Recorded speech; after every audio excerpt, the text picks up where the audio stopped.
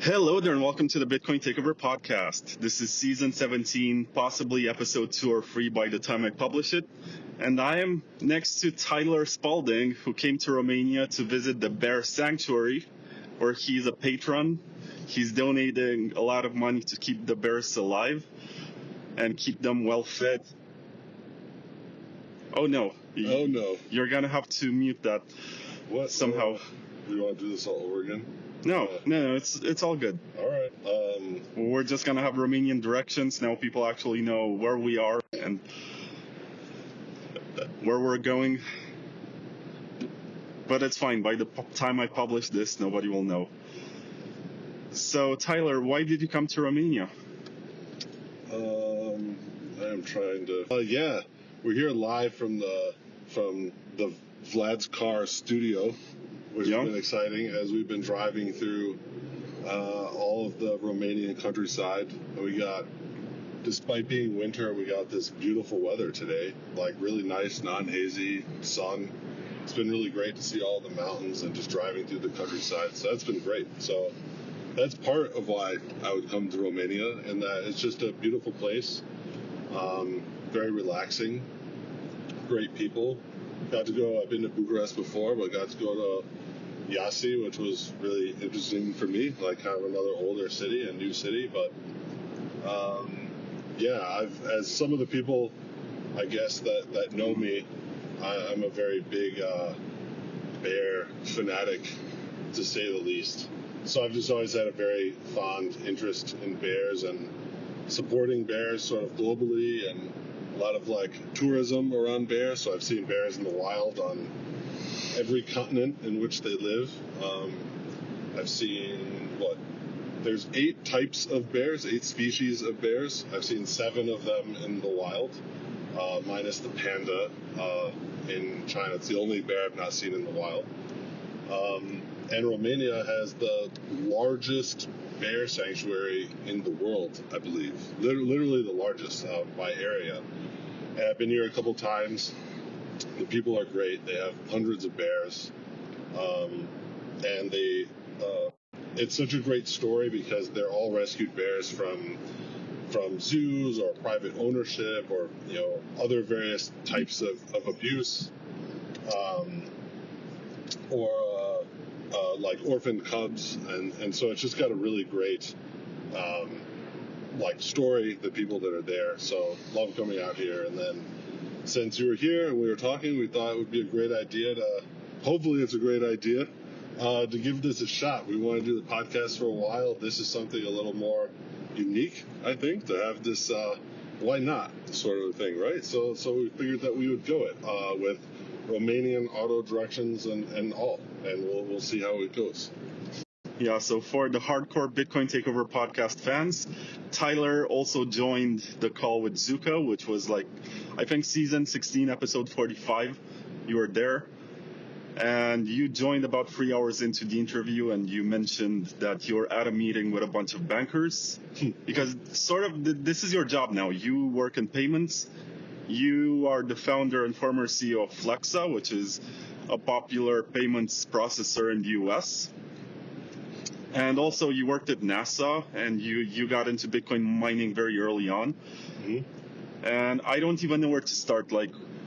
Where does your Bitcoin journey begin? It's a good question. It doesn't have a finite beginning that I can remember because it's been so long at this point. So you're Satoshi. Yeah. No. Let's see. If I rewind back a little bit further, you mentioned, I guess, some of the NASA stuff. I've always just been a technologist, so started companies very early on. The first company I started was when I was 16, way back in the day. It was an e-commerce company, and then I started a CMS company. And along the way, through like my technology degrees or my training as aerospace engineering, so I worked on the space program for a while at NASA, which was really exciting. Got to work on the space shuttle program, got to meet all the astronauts, kind of a hardware engineer by training. And that was something I'll never forget. It was such a great experience, and getting to build and be accountable for hundreds of millions of dollars worth of spaceflight hardware that had a very prominent point in global history, I would say, and your product gets demoed on live TV, which is also sort of scary. And so that there's really high stakes, really high ownership. The technology is very challenging, so it's just extremely rewarding. That said, hardware engineering, particularly aerospace engineering, has timescales of decades. So even right now, we've been talking about going to Mars and what all of that looks like, and the entire program around that. We have the new Artemis program, even going back to the moon in the United States. These are billions and billions and billions of dollars needed to fund these really ambitious endeavors, and it just takes a really long time. And that's still good, but software, you can iterate very quickly, obviously, and so you can make a product in hours, and it can be live to hundreds, thousands of people almost immediately. And so I sort of gravitated more towards software. So I still have an extremely fond place in my heart for all things aerospace, and it's something I'll never let go of. It's something I still read about and stay in touch with as much as possible, especially on the ongoing programs or things like the James Webb telescope has just been unreal, what we've been seeing there. And I'm really fascinated. So I still am very connected to that, but then got into software and started off in payments, just more coincidentally in running these other businesses, software businesses, e-commerce, a CMS platform, and then even a personalization or a relevance engine company that we had built. You realize that everything that you're doing to try to understand whether a transaction was made, a purchase was made, did someone abandon a cart, what was the satisfaction, how did people go through that journey, customer journey, or whatever it is. Like I would say like tracking, but just like verifying that a transaction was successful or unsuccessful or whatever it was. At the end of the day, they all incorporated payments. If you can't understand payment data of how something was paid for, or like kind of the conclusion of that transaction, you don't have anything. And so it was odd that all these sort of disparate experiences all really coalesced around that, to where payments was really everything. And then when you dig deeper, you realize how the complexity around it is like a lot of things, but it's 100 times more than you would ever think. How challenging it is, what the incumbents look like, the process, even technically, it seems very easy, but it's surprisingly extremely challenging. And that's not even incorporating a lot of the legacy situation and the licensing, the various other types of costs and insurance and validations. It's just so much more than you would ever think. It's why there's so few successful payments companies or new payments companies. They're always these, legacy, really large. You don't see all these small payment processors springing up that are really successful, because it's just extremely hard to do. And so got into all of that and started another company that then ended up in the payment space as well. Got acquired by another company in the payment space. So just kind of all this payments background, worked with a lot of merchants, building some of these technologies, understand how a lot of it works. Eventually then helped co-found Flexa, which I'm very proud about. But in all of that, and then just being a technologist and just having a lot of these various connections, I learned about Bitcoin in January of 2011. I honestly can't even remember where I heard it from or who I heard it from or what. I just remember being on Bitcoin Talk, so I got there somehow, and then read the white paper right away. And to me, I was captivated by this promise or this potential around digital money, and this permissionless digital money was, I got captivated by it. And so that was something ever since, so first it was, how do I get this Bitcoin? What is this thing? Like, what is this wallet? Like, this was before any exchanges existed, so I couldn't just go buy it anywhere. And then you just kind of dive into the ecosystem. And so obviously the first example was set up your I used my laptop to start mining, right? CPU mining on your laptop way back then. And then graduated into GPU very quickly. Then started using some of the first pools. And then gravitated further, just how do I make this bigger and better and just become more kind of involved in supporting the ecosystem.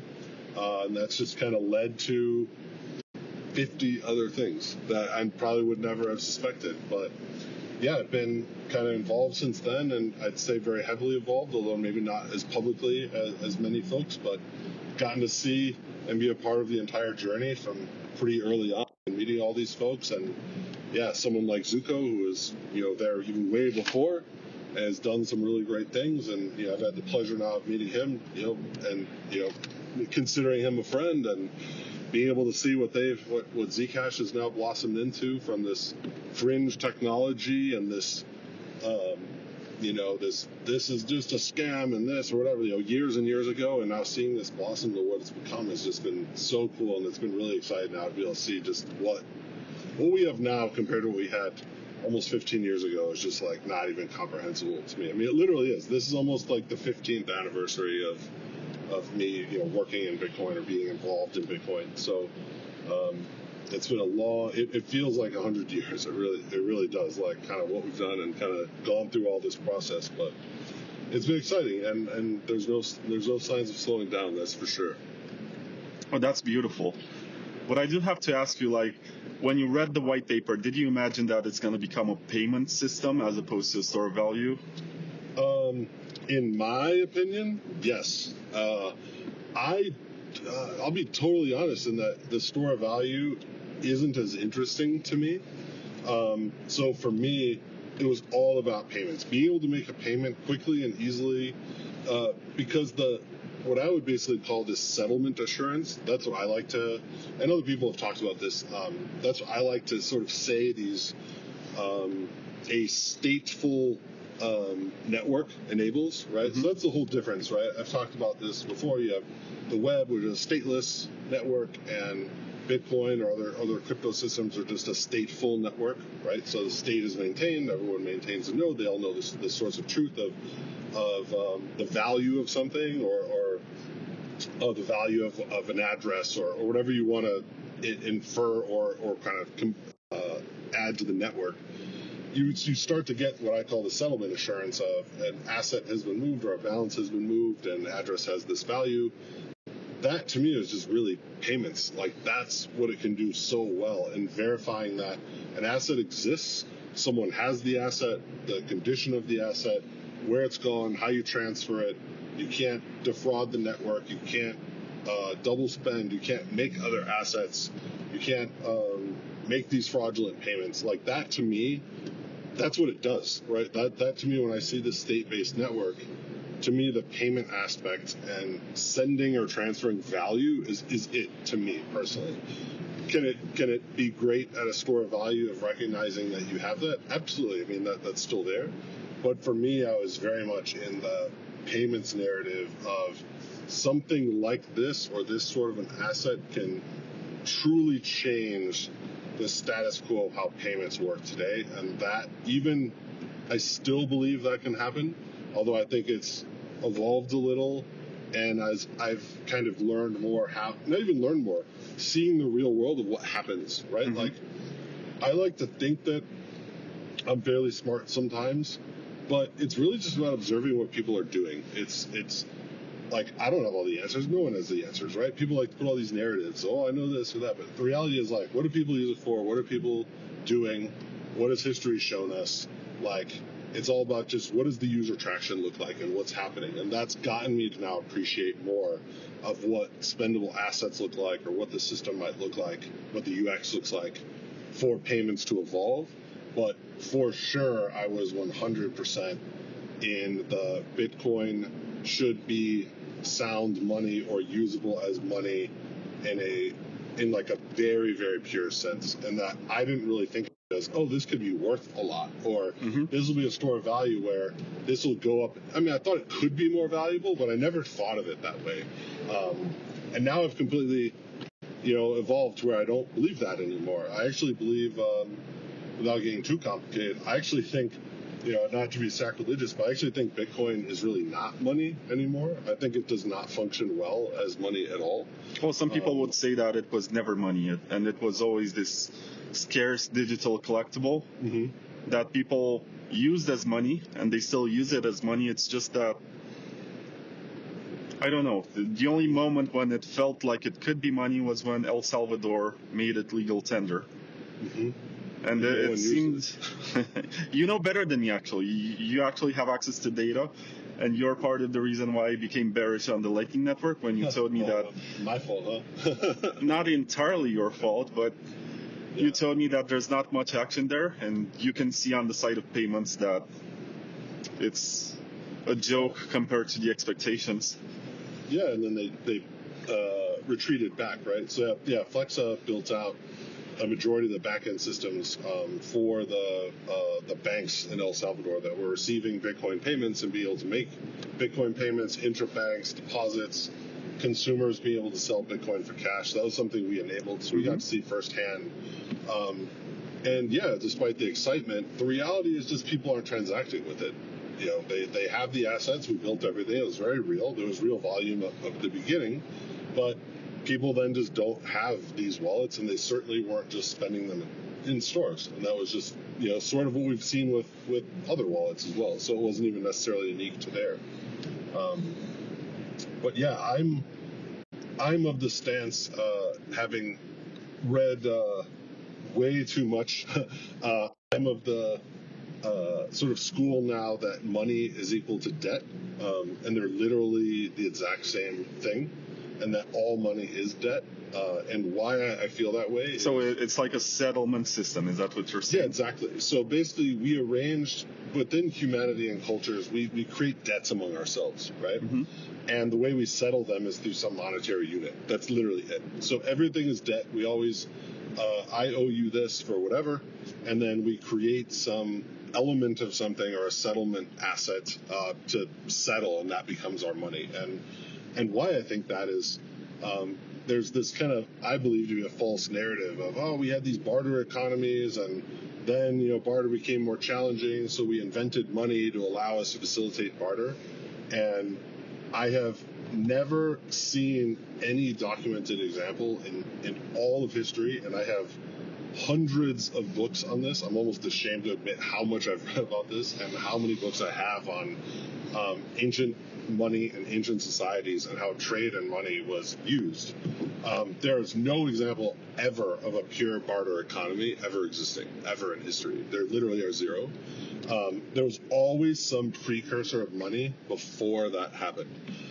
So, in ancient Egypt, Mesopotamia, there was various debts that were created either to the religious institutions or to the governments, and that there were forms of taxes or just payments to the religious institution that existed far before barter or any sort of trade.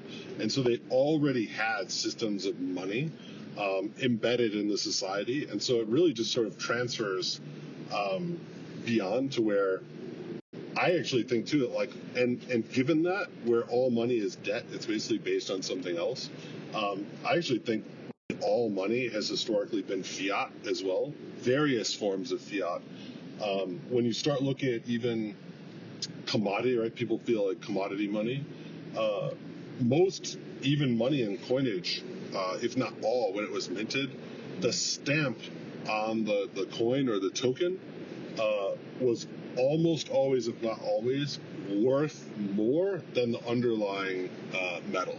So the value of the coin was always in the issuer, right? So when you had coins in ancient Rome, it was the stamp of the emperor that said, this is what this coin is worth, right? Yes, it was made out of gold, but it would be always worth more than the underlying commodity value. So if you just melted it down, it was less valuable than the actual stamp of what was on the issuer stamp, essentially. And that is what I think that's called a nominal value. Yeah, well, that's what fiat is, right? You're basing it on, or they call it a token value of money.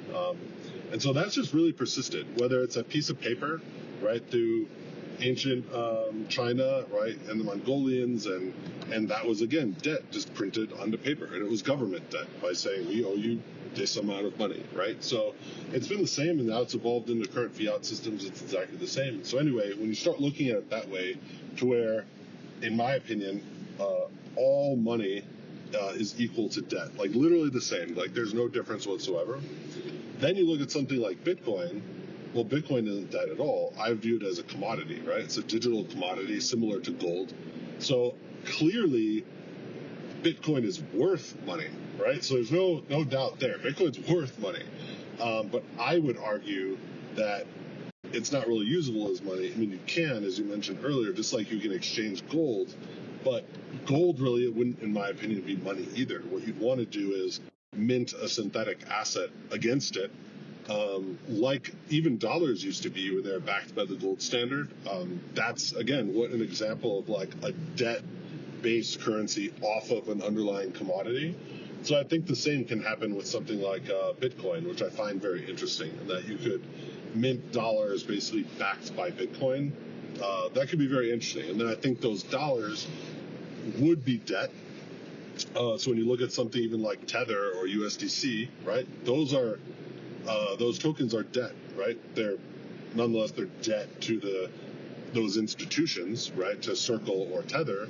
And that's why people are using those to buy stuff, right? People use USDC or Tether all over the world to buy things because, to me, that is money. Those are like the very definition of what money is. And then you keep the underlying asset like Bitcoin as a store of value or as the underlying asset that then you can use to mint the synthetic dollars. As a total aside, without going too deep into it, what I found really interesting too, this is going back, in early research, that sort of, you could argue the precursor to Bitcoin. The most similar version of Bitcoin was Bitgold, and that was Bitgold's model. Was an underlying digital gold asset that would mint synthetic dollars that were then tradable on the blockchain exactly the same. But then Satoshi basically took that idea and compressed it into a one token system. But what's really compelling to me is that... Are you saying that Nick Szabo was Satoshi? I'm not saying anyone is Satoshi. That is I believe in privacy and people's... if Satoshi wants to be known and he's still alive, I'm sure he will let us, he can let us know. For security, OPSEC, or otherwise, or speculation, I have no comment to any of those sorts of questions, especially publicly, just because out of respect of anyone involved, alive or dead.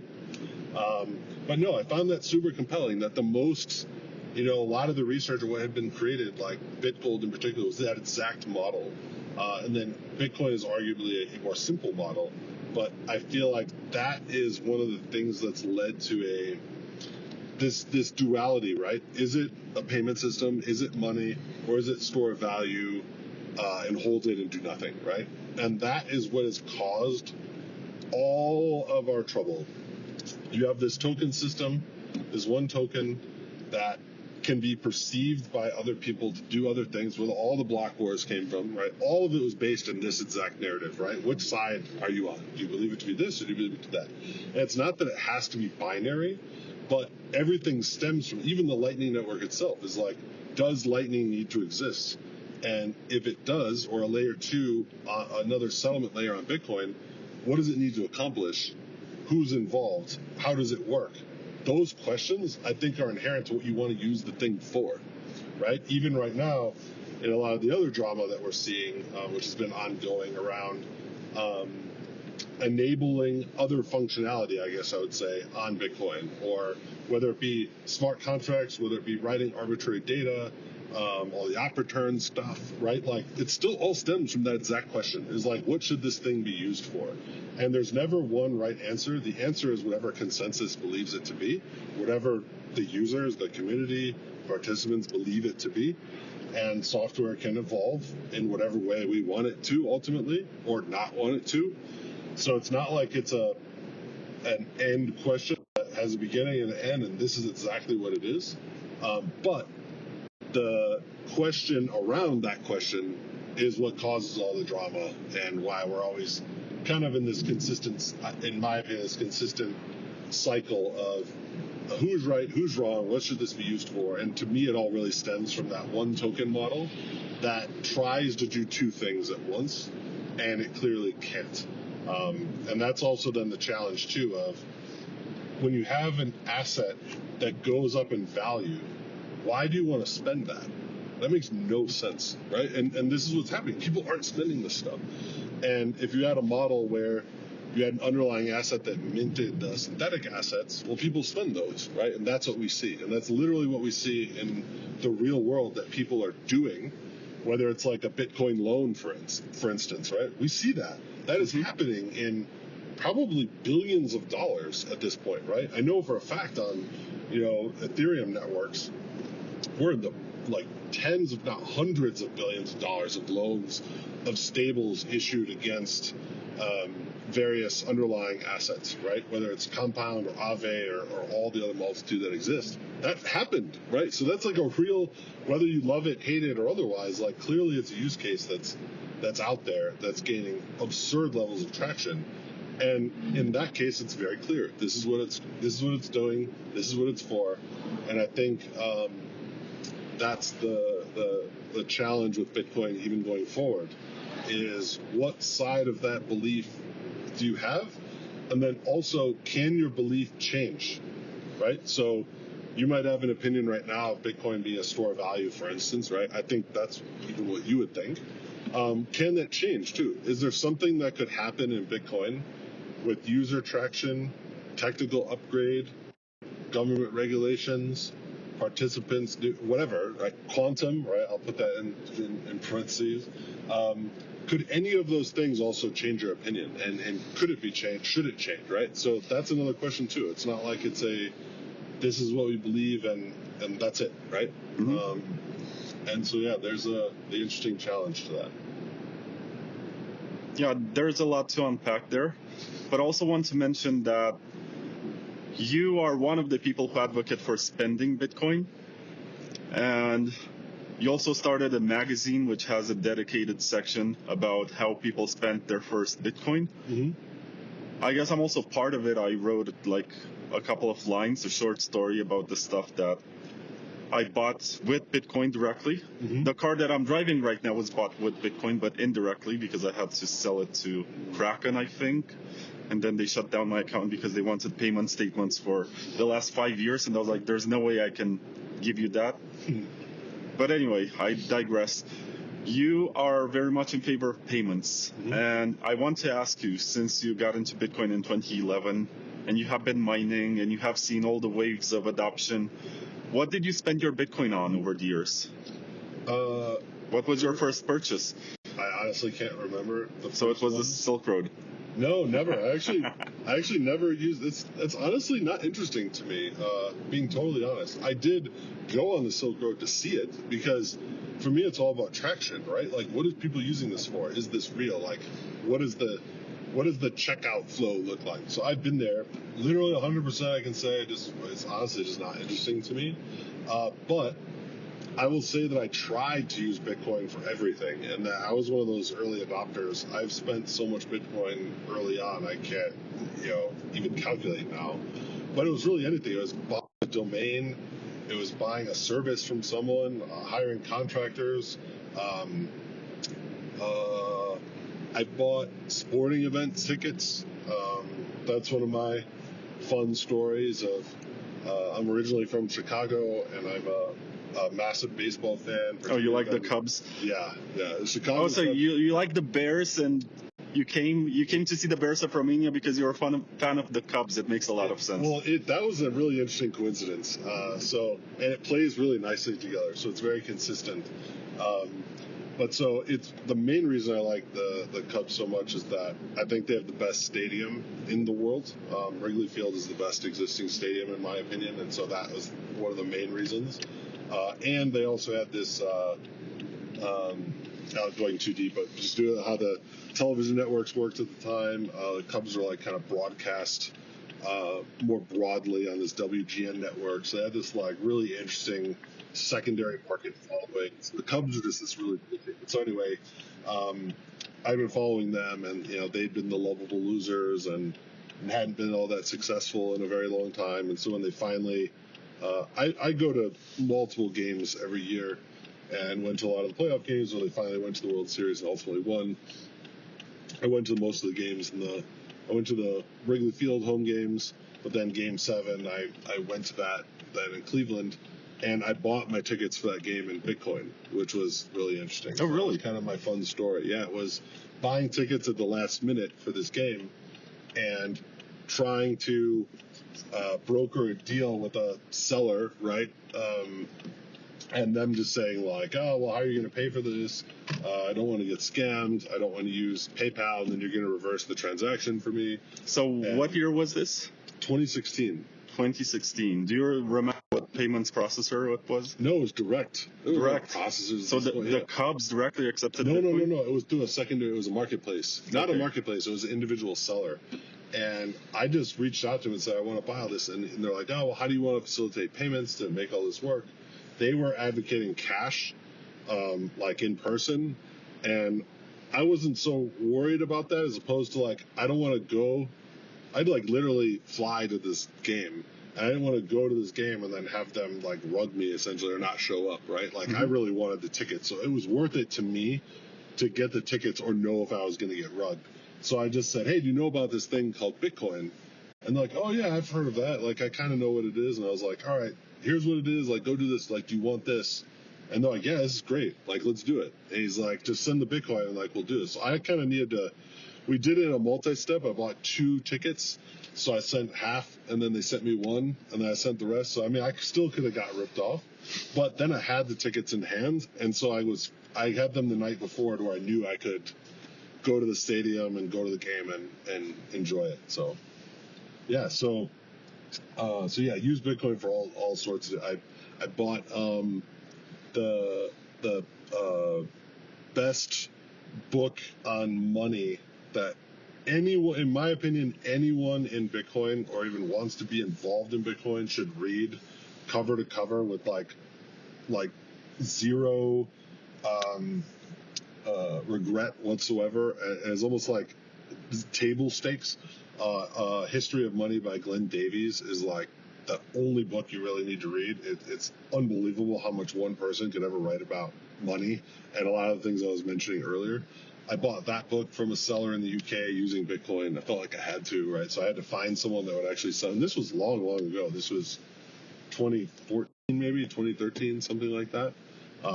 There are only a few sellers that would take this stuff, but they did.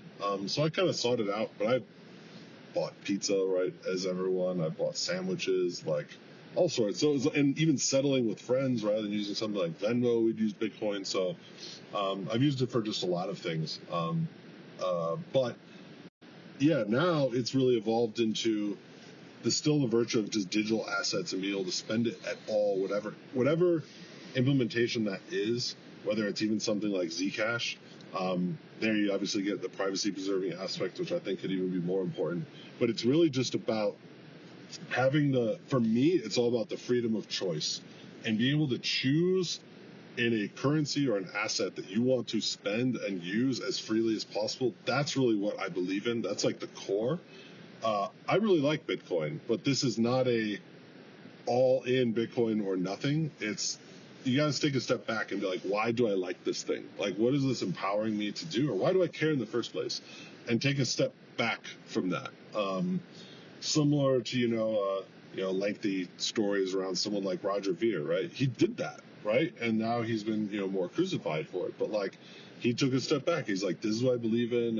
And he felt that Bitcoin didn't deliver that for him, and that's, again, his decision. But like, that's the way I kind of look at it, is why do I like this thing? What is it going to do? And how do I enable that process or this feature as much as possible? And if Bitcoin can do that, then that's fantastic, and I want to support that. But if other things can do it in a very meaningful way as well, then I'm 100% going to support that. And more importantly, I'm going to support the freedom of choice, right? That has actually been maybe the most frustrating. There's been a lot of frustrating things about the Bitcoin community, as you could probably attest.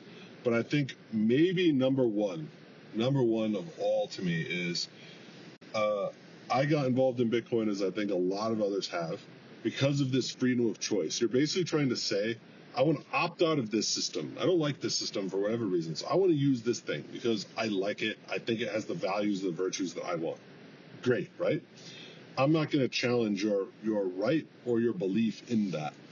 But yet, Bitcoiners now, especially now, have like morphed into this like really bastardized or toxic thought of, oh, my thing is the best and everything else is bad. Not just bad, it's a scam. Yeah, and that rocks the very core or the virtue of what Bitcoin is, in my opinion. Like I just really said, like Bitcoin is about freedom of choice. So how can it become freedom of choice? And then now all of a sudden I'm going to care about all the things that you want. Like if you want to use Dogecoin or XRP because you believe in those things for whatever reason, I could think it's right or wrong or whatever. Why would I ever fundamentally challenge that and say that it's a shitcoin or it's bad or it's like, so I could clearly say I like Bitcoin more because, right?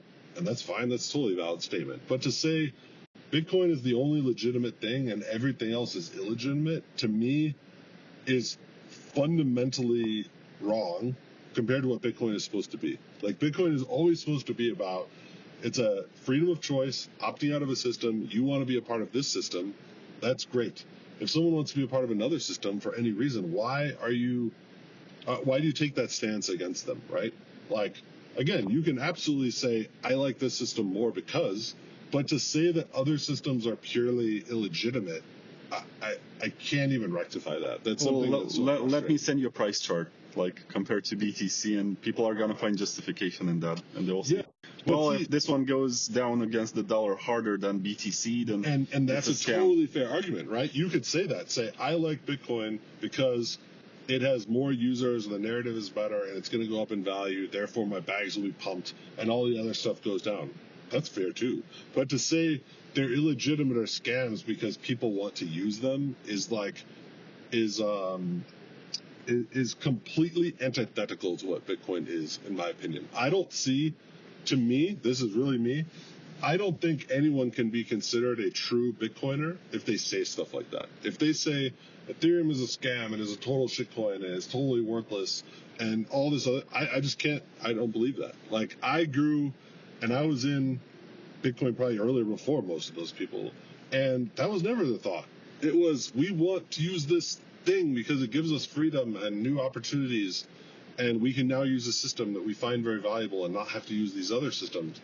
But it wasn't now to say that, like, now we're going to judge you and judge the rationality or viability of all these other systems that are there. To me, just fundamentally doesn't make sense.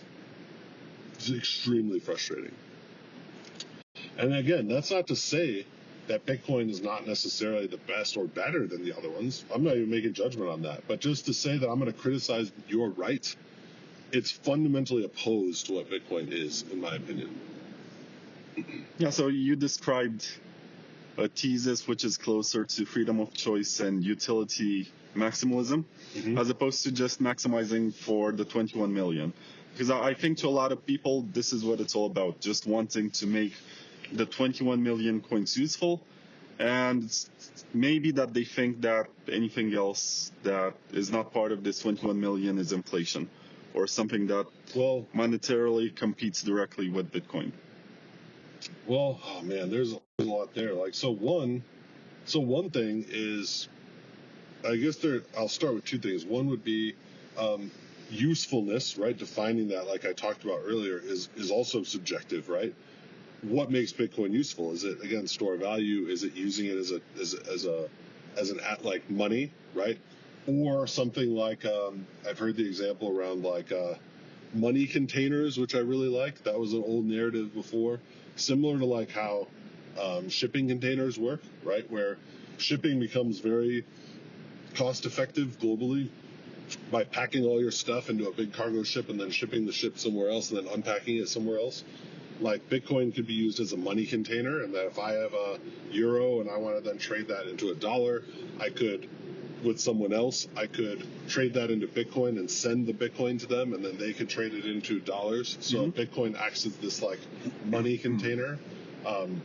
That could be interesting, but it's really just like, what is the usefulness? So like, everyone might define that differently of like how we want to approach just the usefulness of Bitcoin and like what is usefulness is the challenge, right?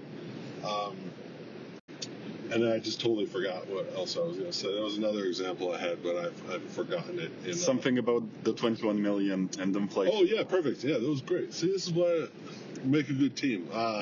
It is.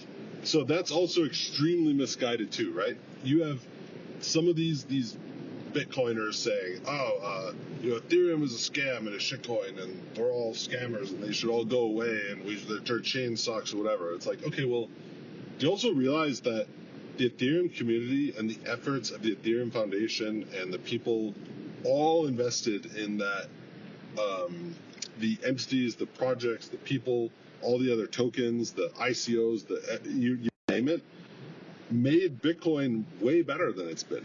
And they added more capital to Bitcoin. They added probably multiples to the price of Bitcoin. They added more infrastructure to Bitcoin. They got all the more and more attention. So I would even look at it as, if you truly believe that Bitcoin is the best system for something, the best store of value, let's say, right?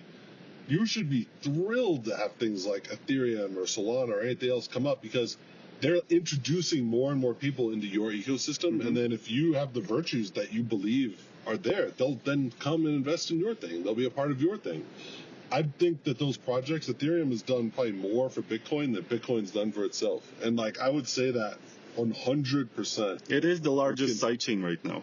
But not even just that. Think about, if you just step back and be very honest with yourself, right? And say, how many people got into crypto, I'll say broadly, or how many Bitcoin holders, right, in the world right now started by buying Bitcoin versus by buying something else, or getting attracted by something else and seeing, or not even finding out about Bitcoin through all of the other chains or the things that are out there. Maybe they learned about NFTs and they're like, what is this Bitcoin, right? Like, it has to be the case where so many people found out about Bitcoin through this other essentially free marketing that they're getting. I mean, Bitcoin doesn't have a team. There's no foundation. There's no other people paid to be sort of endorsing or promoting like Bitcoin in the way that all of these other projects and technologies have. Like, it's unbelievable. Like, how much capital, mind share, people invest. I say investment, not necessarily even money, and just time, awareness has come to Bitcoin through everything else is, I think, an order of magnitude more than Bitcoin on its own, in my opinion. I tend to agree.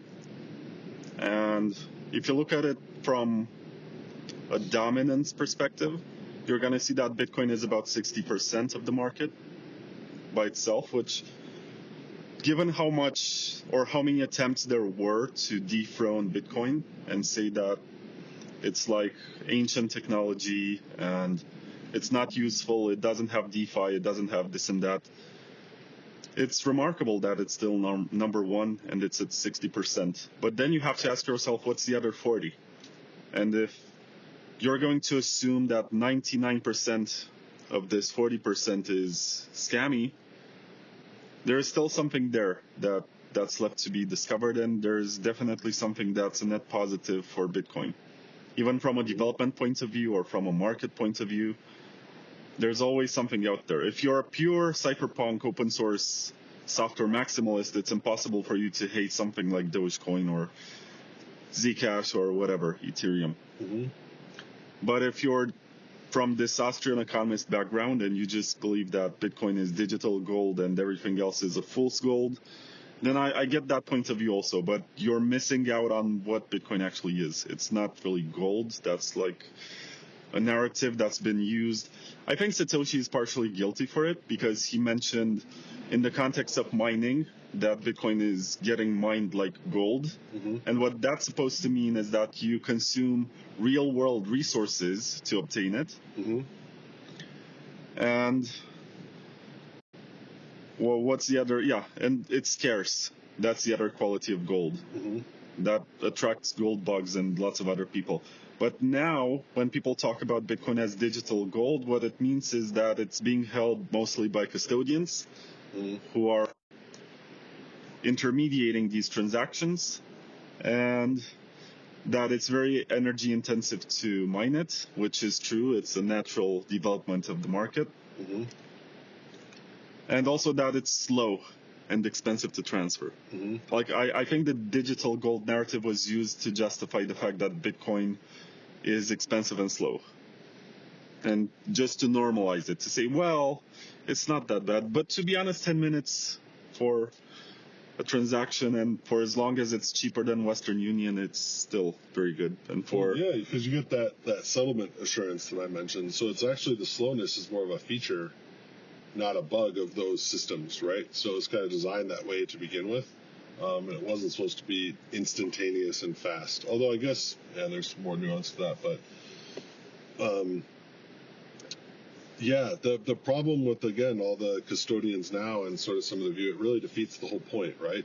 Like, I kind of look at it a little bit frustrated, and a lot of people say, oh, yeah, well, look at the price. The price is great. But it's like, yeah, but for what, though, right? Like, it's kind of really removes a lot of its core values of what it could be used for if 20% of the supply just ends up being locked up in institutions and all these custodial accounts. And you get people like, supporting that and talking about that. And that really, you could argue it's good or bad, but it certainly wasn't the original ethos by any stretch of the means, in my opinion. Yeah, so for those of you watching, we are in a standstill situation on a very famous road that gets congested all the time because you only have one lane per direction. And I suppose that a lot of people, it was a national holiday today in Romania, and a lot of people went on vacation, and now they're going back to Bucharest. So for the next 13 kilometers, there's not going to be much driving, just moving inch by inch until we get rid of this situation. And I also want to thank the sponsors for paying the gas for this trip.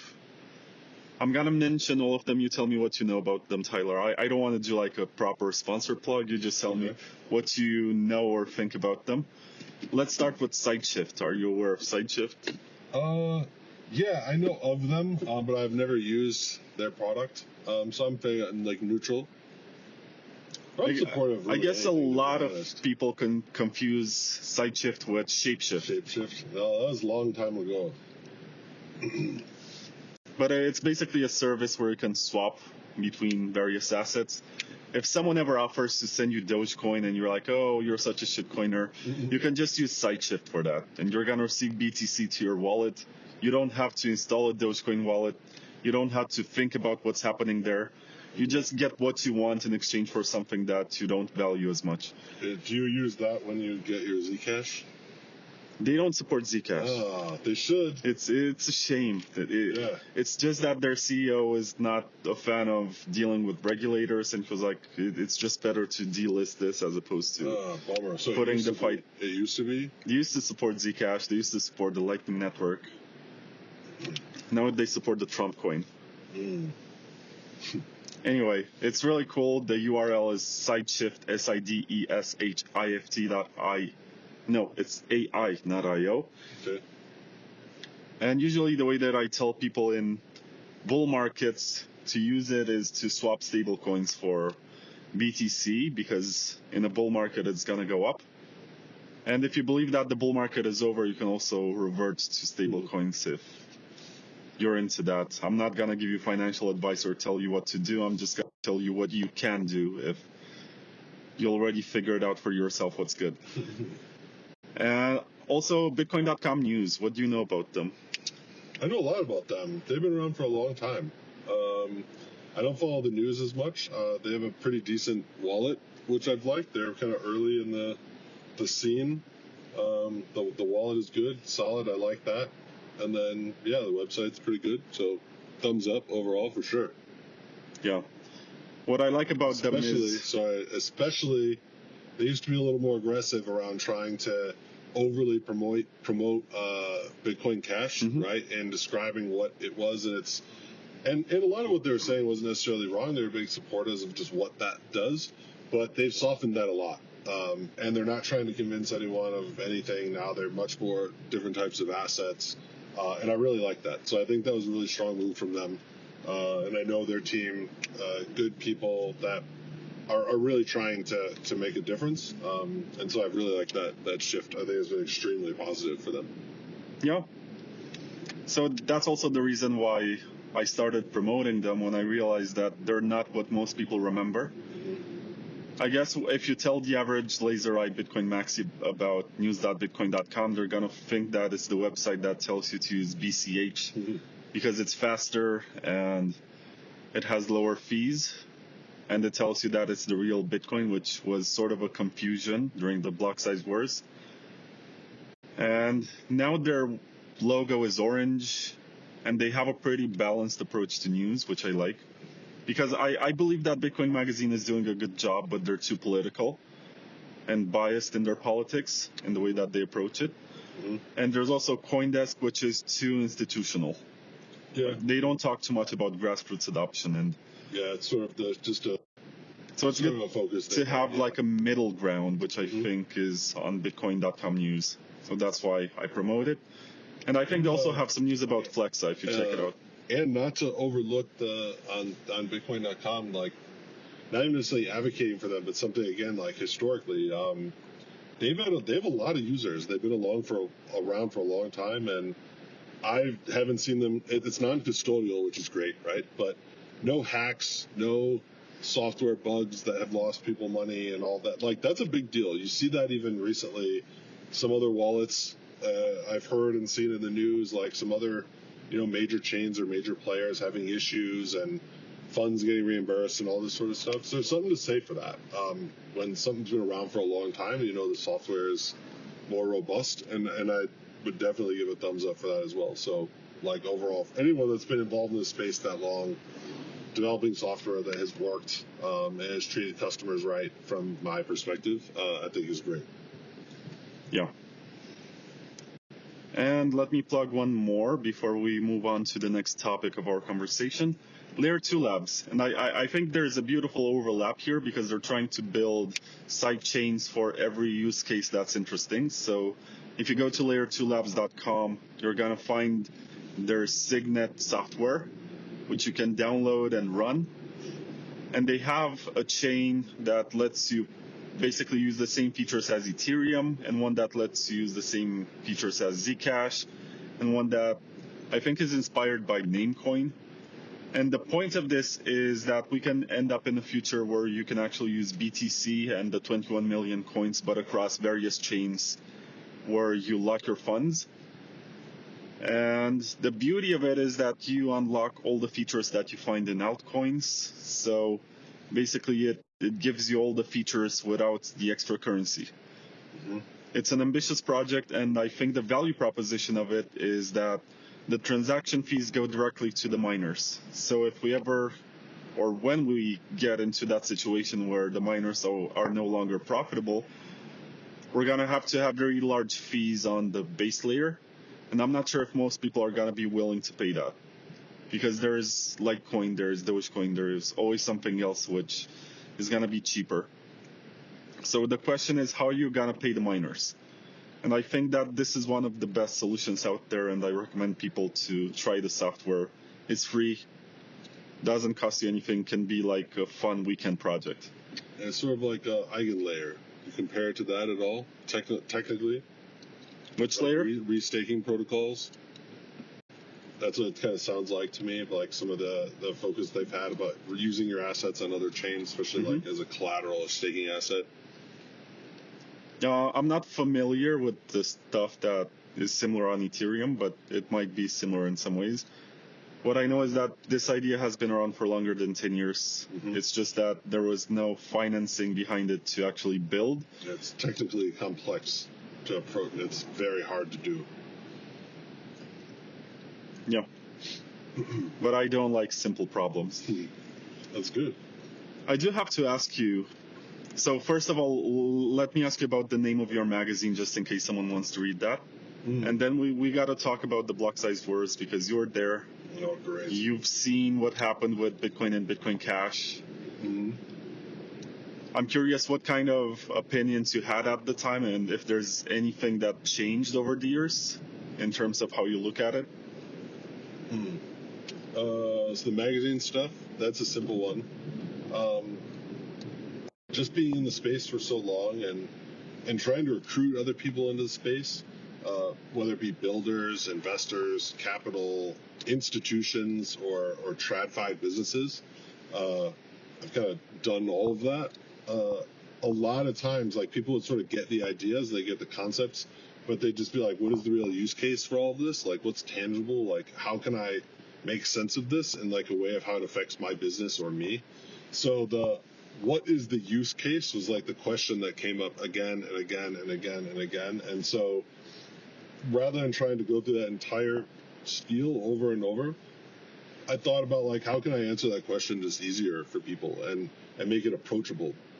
So I tried to work with the best team I could find, actually former editors at CoinDesk, writers from across the ecosystem, great graphic designers, publishers, the whole thing, right? Gathering this really A-plus team of folks to create answer that question. What are the use cases in crypto? Document them in a very non-biased way and just say, this is what is happening, right?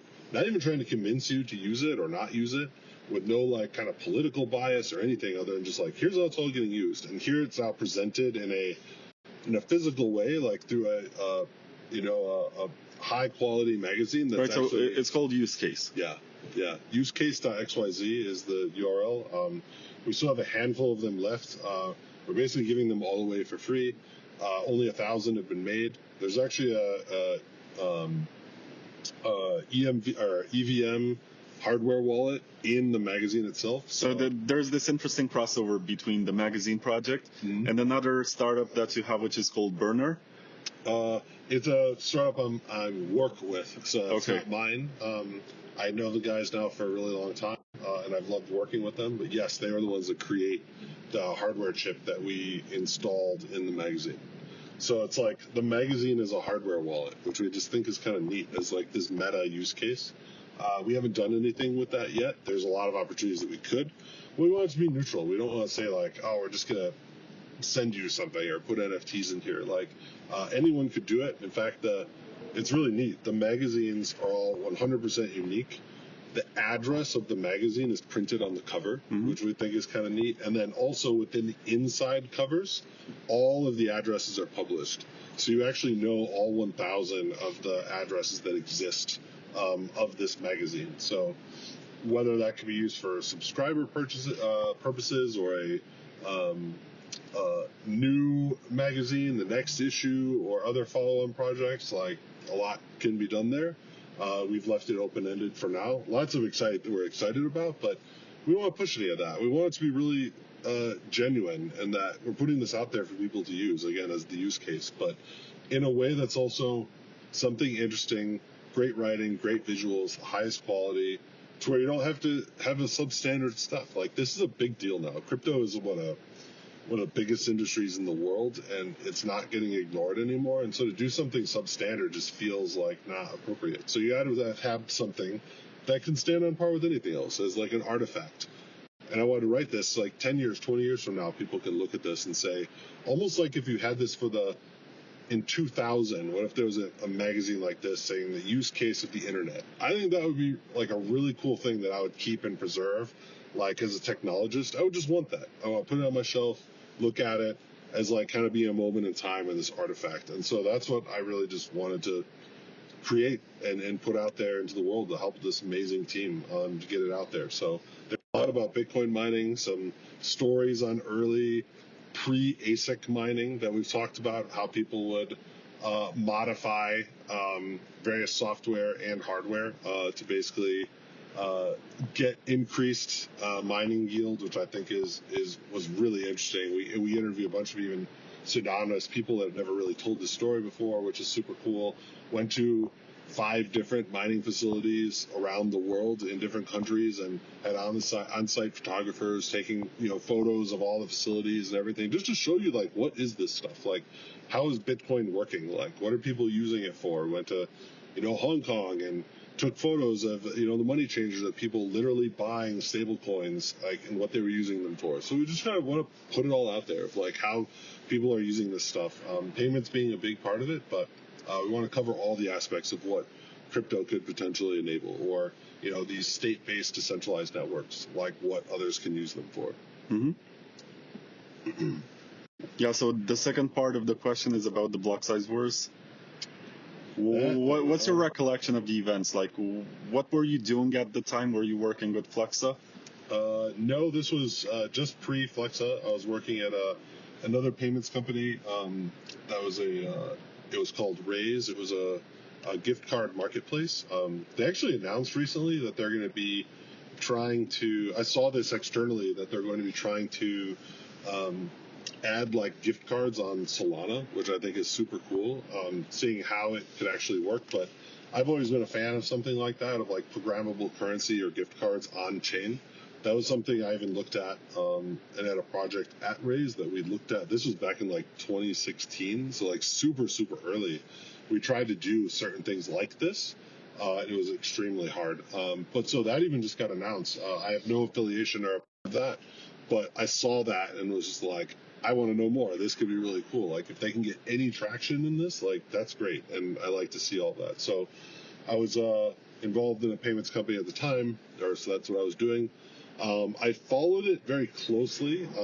I was not like an active voice necessarily, but going to some of the conferences, man, that was even like the first consensus was right around that time, I believe. So I was there. It was like 200 people or something at the basement of the New York Times building during all of that time. But let's see.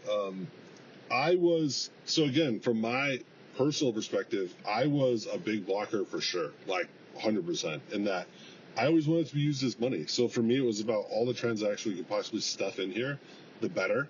We want to make this very cheap, really fast, efficient for everyone. And so that was, again, my mentality. So I was very disappointed when the 2X fell through, personally. I viewed that as kind of a rug that like, oh man, I was really excited, like putting all this in place. We're going to get this, like this kind of satisfies, we can keep growing. That was at the time. So one of the things that was very frustrating to me, you can remember, and you can probably go back in time, like pre-fork, there were a number of fairly large merchants accepting Bitcoin directly. Yep. Like literally accepting it as payments. Post-fork, they were not. There was Expedia, there was Dell, was Microsoft, Steam. Yeah, Overstock, right? That was a thing back then. So there was like a number of like large companies I remember accepting it, and then they stopped. And I think they stopped because people just weren't using it. And a big feature or a big issue with that was, again, the blocks were all full. It was way too expensive, and it is what it is. Although, so at the time, I would 100% would have been a big blocker. Although now, like I was kind of just all waxing philosophical earlier, I actually think it was probably the right choice, though. Given what Bitcoin is and what it should be used for now, I actually think I would probably be supportive of the store of value asset anyway now. So you could honestly argue that it worked, but it worked in a different way. So it's clearly not usable as payments, but it's a great store of value. And I think in that case, then you could say, hey, that worked, right? Like, so I could be supportive of that. And I'm not going to be bitter and say, oh, this thing that I really loved now migrated or morphed into something else. I would say, yep, this is what it does now. It does this very well. But then I would make the argument that for payments, we should do something else. And we do. You could use a lot of other things that are much faster. Like, again, USDC or Tether. I'll use that for payments. And I can go use that on Solana or Tron or whatever else, and I get the same effect. and I can minimize costs. I can have self-custody, and you could argue, oh, is this as pure of a self-custodial system? And like, no, but there's also just degrees of this too, which I think, again, people are a little misguided. I actually wrote an article for this on CoinDesk a few years ago about a little bit of the myth of decentralized systems of when you have your own Bitcoin, right? Like the whole, not your keys, not your coins, right? And that's a P2P. But at the same time, you're downloading a software wallet that you didn't expect all of that, right? You haven't literally line by line understand how your wallet works. You download it from like the Play Store or the App Store. So you're trusting them already. So you're literally trusting this $1 trillion company to tell you that this is like an acceptable thing. You're trusting the developers of that product. You're trusting your ISP that's giving you the data in the first place. Like there's all sorts of points of control to this. You're trusting the hardware manufacturer of your phone that Apple hasn't backdoored something to basically steal your key. Like, so it's kind of like, yeah, we're going to say, oh, this decentralization and Bitcoin is the only thing that matters. The only thing. So if you use USDC, that's worthless or a scam or because they can freeze the coins and that's wrong but it's like you really just gotta look at what you're dealing with though. Like you're literally just gonna see, you can't what is it I was literally looking at the forest. You say you can't see the forest through from the trees, right? Like that's really it. It's like, what are you complaining about? Like look holistically. Like unless you are literally being the participant of everything, of writing your own wallet software, hosting your own like your own internet node, your own server, your own hardware. Unless you're doing all of those things where you can truly say that you're almost like off the grid in a way, and it's like purely decentralized where you have ownership over everything. Even if you have a fully non-custodial wallet, you're still beholden to all these other systems of centralized points of control anyway that you have to, they're permissioned and you need to then use. So does that mean that it's worthless? No, absolutely not. Like, I just think that it's not as pure or even remotely as pure as people think it is, to where I think at the end of the day, just make the concessions that allows your life to be better, how you can approach this. And sure, you can aspire for things being even more pure, but the reality is, like, does it add value? Can you use it? Do you get benefit from it? If the answer is yes, then like that, like, do it. Like, to me, and that's just always the way I've kind of approached things as well. So that's where on the block wars today, I could see, all right, great, migrated to the store value. It kept the block size, very expensive, it's very slow. Great, like it does that thing now better than any other asset in the entire world. Because I'd argue that Bitcoin is a better store of value than gold by a lot, in my opinion. So I think it's done a store of value case or use case better than any asset in the world. And that's phenomenal. Why would you ever compete with that, right? Like, that's great. When the payment side now, I'll just use something else for payments, right? Like, there's other things that do payments better, in my opinion, like much, much better. And so that's me kind of seeing the world where I started here and said, well, I love this for payments. The community and people have basically voted to ossify this further into a store of value, which it clearly worked. How can I ever argue that it didn't work? It's been one of the most successful assets in the history. So it worked, and that's great. Let's do that. And now I'm not going to try to inject what I want into it. Let's do something else. And I can still get the value that I want. Just like I've been talking about earlier, I can use other systems for that. And I can now have two things. I don't need everything all rolled up into one. I can have this really phenomenal store of value and use that. And then have another payment system that I use other assets for payments all the time. And maybe there's even a system where I can get those assets or I can mint those assets from Bitcoin. And now you're actually tying together in a more meaningful way too, which I really like. Oh, there's police in 4 kilometers. We're in the famous vacation resort Azuga from Romania. It's beautiful. These mountains are phenomenal. If you can, just take a shot of this so we can show people, like put an overlay. It's really beautiful. So you're very diplomatic about the way in which you describe the Blocksize wars. Obviously, you're biased and you wish that SegWit 2x happened. But I do have to ask you, what did you do with the forked coins? Like, you were able to claim an equal amount of BCH in 2017. Did you keep that? Did you spend that? Well, what happened to it? Did you spend any BTC or swap BTC for BCH because you thought that was the way? How about none of the above? Does that answer make sense? You never claimed it. Oh, no. Yes and no. So there are some that I claim for sure, but for OPSEC or privacy reasons, I'll not discuss that much further. But the majority, you got to remember, this was back at the time, no one knew what was going to happen, right? Like, anyone that says, oh, I held this or did this because I'm going to get all these extra coins, I had no idea. People in my world and people I was talking to, we had no idea what was going to happen, right? We weren't even thinking about getting other coins. Like, we were thinking maybe there's only going to be one chain, the other one's going to die. What could happen? And so this was back in the Poloniex days. Mm-hmm. And people, I don't know exactly, but I think a large percent of people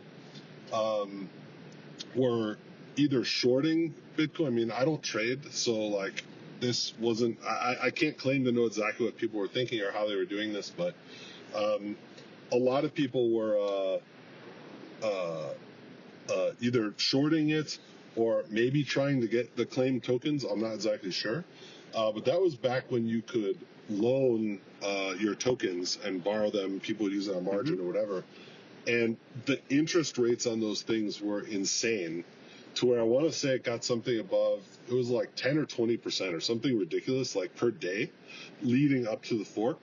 So I just moved a lot of my stuff there, and I captured that instead. So I actually didn't have my coins during some of that, and so I didn't get hardly any of it. I did on some. There's definitely some that I kept in cold storage and just in custody that then I ended up just claiming later, because it wasn't something I was really active in, so I wasn't looking to make a move or trade or do anything. So I eventually converted them later, but I was not trying to make like a move or choose a side or do anything there. But no, it was just more of a simple situation of like, wow, there's this guaranteed rate here, and that was also the most trusted at the time platform. Nothing really bad had happened where I just felt that was the way to go, and then I did. So at the end of the day, maybe it was the right decision, maybe it wasn't. I've never done the math on it to know. But so yeah, that was my easiest way of just kind of seeing what would happen. Same thing happened back with the Ethereum fork. That was another like really scary situation of like, what's going to happen? How are people going to respond to this? It ended up being a non-issue, which was phenomenal, right? It handled itself very well in terms of support and wallets and everything kind of seamlessly migrating over. But yeah, same situation. It's like living, in retrospect, it's very easy to see what we should have done or how to approach it. And it's like, oh, you're going to get all these extra coins. But during the heat of the moment of all this, like, at least me, I never appreciated that as like, oh, this is what I'm going to do. It was more, I hope this thing doesn't die and that there aren't any other issues or other technical issues that causes, because I lived through a lot of, the earlier days where, especially when the token was first trading on Mt. Gox, I mean, it went to zero multiple times. Like, Mt. Gox got hacked before the larger hacks, and it would just be all these other issues. There were other inflation bugs in Bitcoin. There were other, like, it was always happening, right? So you're just kind of used to, like, these things sort of happening, and I've always never looked at Bitcoin as this, like, investment or long-term, I'm going to do this to make a lot of money or have this go up. So it was always like, I want to be in this because I think this can be very meaningful and I can use this, and I believe in the long-term viability of this thing. So I never really thought in narrow terms like that. It was more just like, we'll see what happens. How do I be safe? But I was not thinking to optimize or do anything clever or creative during that process at all. I was like, very boring. Yeah. I mean, that's a diplomatic answer. I was on the side of the people who are calling it Bcash and were making fun of it. Mm-hmm. And for a long time, I used to think that the people supporting BCH are stupid and they don't follow the market, and we have all the smart people in BTC. Mm-hmm. But what I do see nowadays, and it was part of, so I don't want to get the number wrong, but I do believe it's season 16, episode 65 with Moon Settler. This guy is a Bitcoin developer who tried to get a soft fork activated for Bitcoin, and we talked about why we failed to improve Bitcoin for about 10 hours. And we both agreed that even though we made fun of the Bitcoin Cash people, they did a much better job scaling it and adding useful features for builders. As today, if all of these layer 2 protocols decided to build on Bitcoin Cash, they could do it much more efficiently on that chain. And the fact that they optimized for a while for on-chain scaling just gives it pretty good scalability, but it's not BCH, and it's not BSV. Sorry, that's a distinction that a lot of people should make in the big blocker classification. Like BCH is just the one that increased the block size according to the beliefs of some forks like XT and Unlimited, and a bunch of others that emerged in 2015 and 2016. But I think the long-term goal for BCH is to also scale with layer 2s. And now they have a bunch of rollups that they're building. And the fact that they have some extra opcodes that we don't have in Bitcoin, because they had the vision to restore some of the opcodes that Satoshi left to us, like opcat for concatenating data, and also opmul, which is for multiplying data. I mean, instead of just adding stuff, you can just multiply. It's more advanced algebra that you can do with opcodes. And I do believe that they are in a much better position to use a lot of these layer 2s. And all it takes is for the market to switch. And I do believe that Bitcoin Cash is like a blackmail attack, because they do share the same SHA-256 miners. It's not merged mined with BTC. So if you're a miner and you own this equipment for mining, you do have to choose which chain you're going to support. And I think right now Bitcoin Cash is like 1%.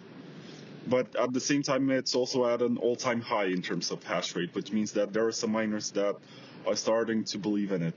I've seen that recently. It became like a top 10 asset on CoinMarketCap or whatever.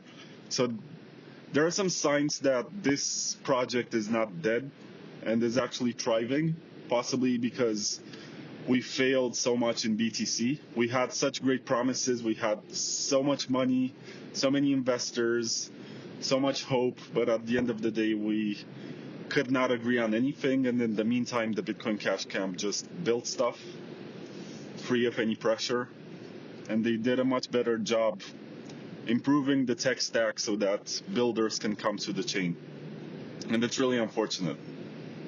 Well, yeah, it's funny you mentioned all the miners, right? That was one of the whole. I mean, that was like pretty much the impetus for the fork, right? The BCH fork, because you had all the ASIC boost miners, right? They couldn't mine SegWit from blocks. Bitmain. Yeah. So they clearly chose that side, right? And they literally couldn't mine SegWit blocks. So they're just like, oh, we have billions of dollars of hardware that we can't use anymore. Like, we're just going to direct it all at this chain and try to make this the new thing. So it's just like how all the politics work, right? Like, you just got to see through this stuff. It's like, what do those guys care about? Like, they don't care. They just want to make money, right? And there's nothing necessarily wrong with that. But again, like, aligning yourselves with the right people or how this stuff is coming, it's just a really challenging endeavor with all the politics of this as it gets bigger and bigger. You have the exact same thing now, right, with all these DATs and things, right? It's like, is that something we should be happy about or no? Right? What's a DAT? Digital Asset Treasury. So how is that different from a Bitcoin treasury company? They're not. That's what yeah. It had to have a name for something, right? So yeah. But we just choose 3-letter acronyms for some reason. Sure, yeah. Make it easier to sell to people. So it's like kind of just should we be supportive of that or not? And then to your other point, you said that, the Bitcoin failed. Like, I could make the argument that it succeeded wildly, though, too, right? It failed in our eyes of what we hoped it to be, us or me, but it wildly surpassed any expectation by orders of magnitude in something else. So you could also say that it was really successful, right? So maybe that's failing upwards. I don't know necessarily, right? Maybe it wasn't as deliberate, but you definitely cannot just say that things have failed or have been all negative, because it's wildly succeeded in other aspects. I'm very much aware of the meme that says men would rather try to change Bitcoin than go to therapy, which implies that it's not Bitcoin that needs to change, it's you who needs to change, which I find stupid because for a very long time, like, read what the OGs were talking about and the use cases for Bitcoin and look at it now and you're going to realize that the adoption for payments is actually lower 17 years into the network's existence as opposed to, let's say, 5 or 6 years into the network's existence. By far, yeah.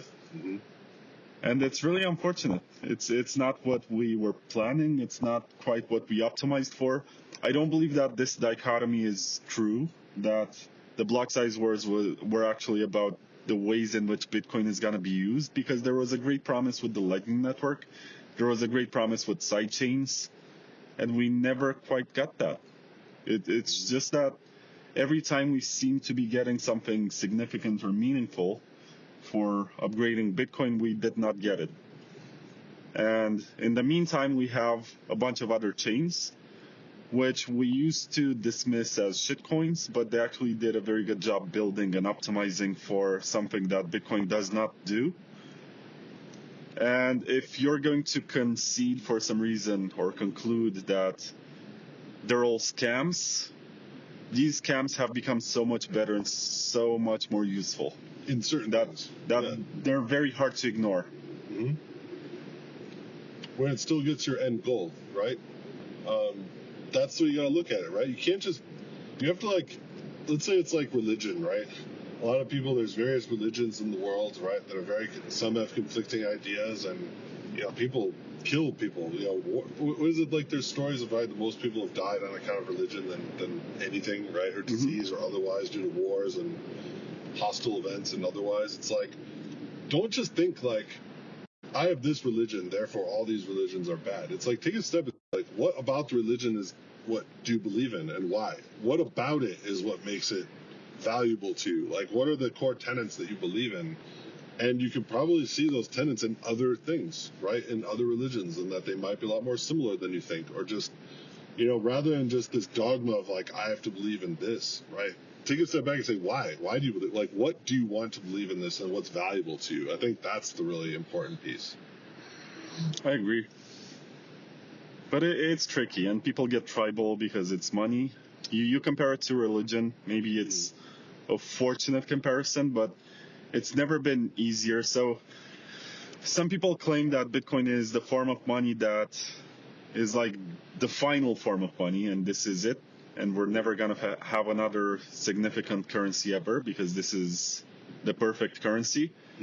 And then you have the more practical realists who are going to say, never in the history of humankind have we seen so many forms of money merging since another invention came out. Because since we got Bitcoin, we have all of these forks, from Namecoin to Litecoin to Dogecoin to Bitcoin Cash, Zcash, Monero, Ethereum, and whatnot, and all of them are a currency. For as long as somebody accepts this for payments, it's very hard to argue with a straight face that they're not a currency. Well, they are. They are. That's frankly, if someone wants to use it as payments, regardless of the, like, that's a not, you know, you can't argue that. But again, the way how I kind of approach things too is I just look historically at things, right? This is like nothing new. When you go back, the United States is a great example because it's like a newer country, right? Like, you go back 200 years, every state, even municipalities, had their own currency. They literally would print it. Like, the perfect example, I remember Andreas. I wish Andreas would come back in full force. Antonopoulos? Like, yes. I've learned more about Bitcoin from him than anyone else, probably times 10. Back in the earliest days of how he would use it. Just an absolute phenomenal guy. And yeah, what he's been able to help me with, and the opportunities to meet with him and have him explain things to me, you know, years and years ago. He even had a talk where he even mentioned, he goes, you know, Ben Franklin, who everyone recognizes and knows as this, you know, historical figure in U.S. history. Do you know what he did before the whole revolution and everything in the U.S.? Like, what his occupation was? He was an inventor, right? No, he was a currency printer. Or he was a printer. But currency printing was one of his most common tasks or products of his business. So he would literally just print currencies for municipalities, for states, for churches, for the school, whatever it was, right? Everyone had their own currencies that they used, and that was a thing. And even in the United States, like every state for quite a while had their own currencies. Every bank had their own currency. And that's what made it really challenging was, how do you now take funds at this bank or this note at this bank and exchange it somewhere else? Like cross commerce was extremely hard. And so that's eventually where, and not only that, the bank runs became such an issue, because if you had all these loans on these banks, one small bank could fail, and then it causes cascaded failures throughout the entire system.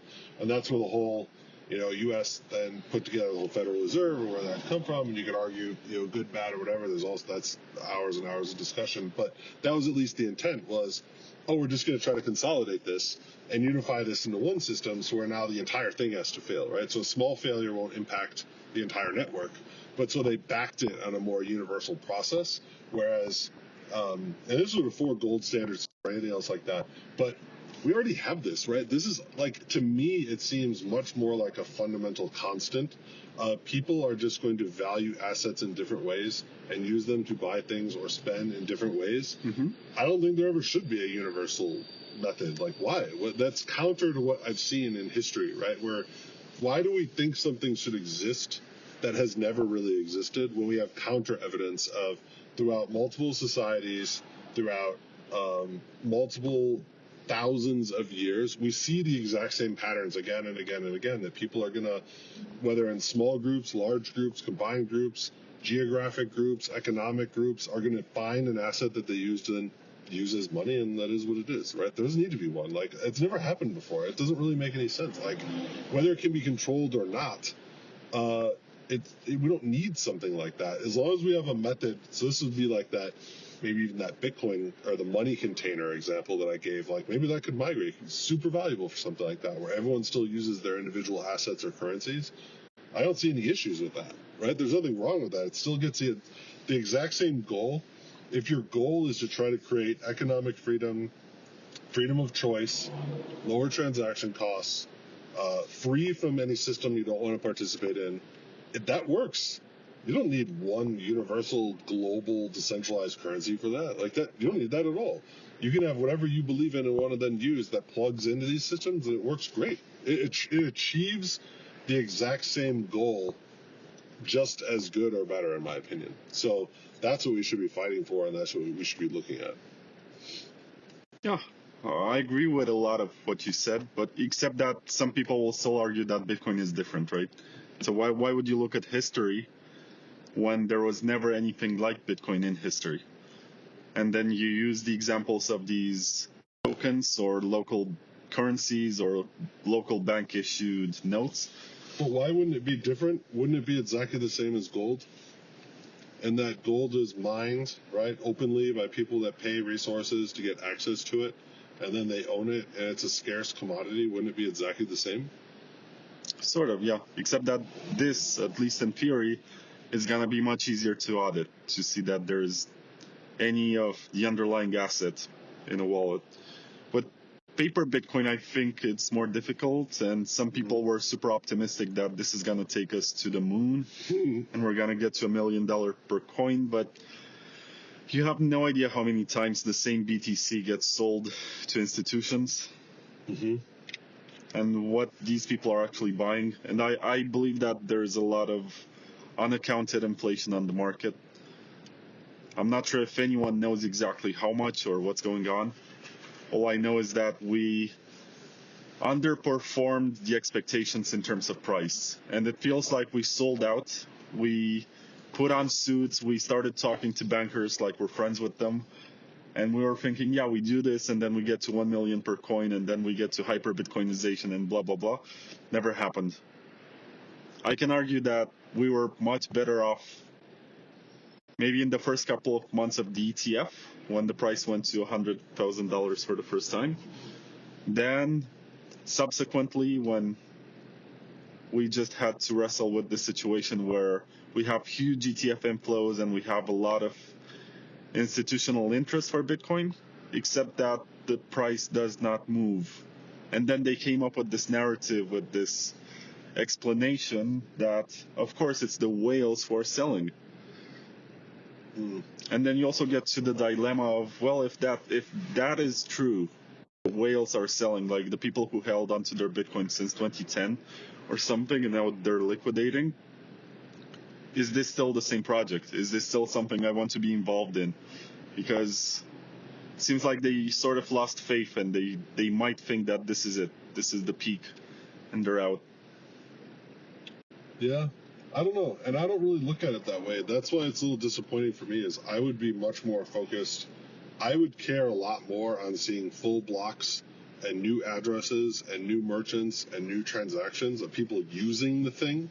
Even if it was a store of value, like new people holding it and new addresses getting created, new wallets, that's actually way more interesting to me than the price. Because the price that's like a false indicator in my opinion, because like, sure, it's valuable, but like, unless the pure path is the only way that Bitcoin can become interesting money for people is to have it be very valuable first, like maybe, but I don't know, and I don't think that's consistent, and I don't think you can necessarily like prove that or really put all of your bet on that. So for me, it's more about network usage and people actually caring about this stuff and setting up non-custodial wallets and like using it as it could be used. So that's why I really like DeFi, like on Ethereum, for instance, is like you can see all of that. You can see all this activity, and it's been growing exponentially. And I get excited by that because it's like, look, people are using all this stuff for the first time, and it's like actually been valuable to people, and it's starting to, not fully displace but complement traditional finance systems. Like that's what I signed up for. Like this is what I wanted. Like that's been my consistency, is making all these systems better, more freely available, giving optionality. That freedom of choice is literally the entire thing that I've built, everything that I've done around, and that I think that's a fundamental right, that the more you have that right, the more valuable everything can be, right? As long as I at least have a choice, I can think something is good, bad, or whatever, but I have the choice, opt into the things I want to do. I think that's what it's all about. I know that you spend a lot of time talking with bankers and celebrities and people who may or may not be famous, and you shake a lot of hands, and I was curious if you can disclose any of the interesting people that you met during your career working in Bitcoin. In what way? Like what level of interest? I don't know, someone famous. Someone who's into Bitcoin, but most people are not aware. Someone who's into Bitcoin that isn't aware.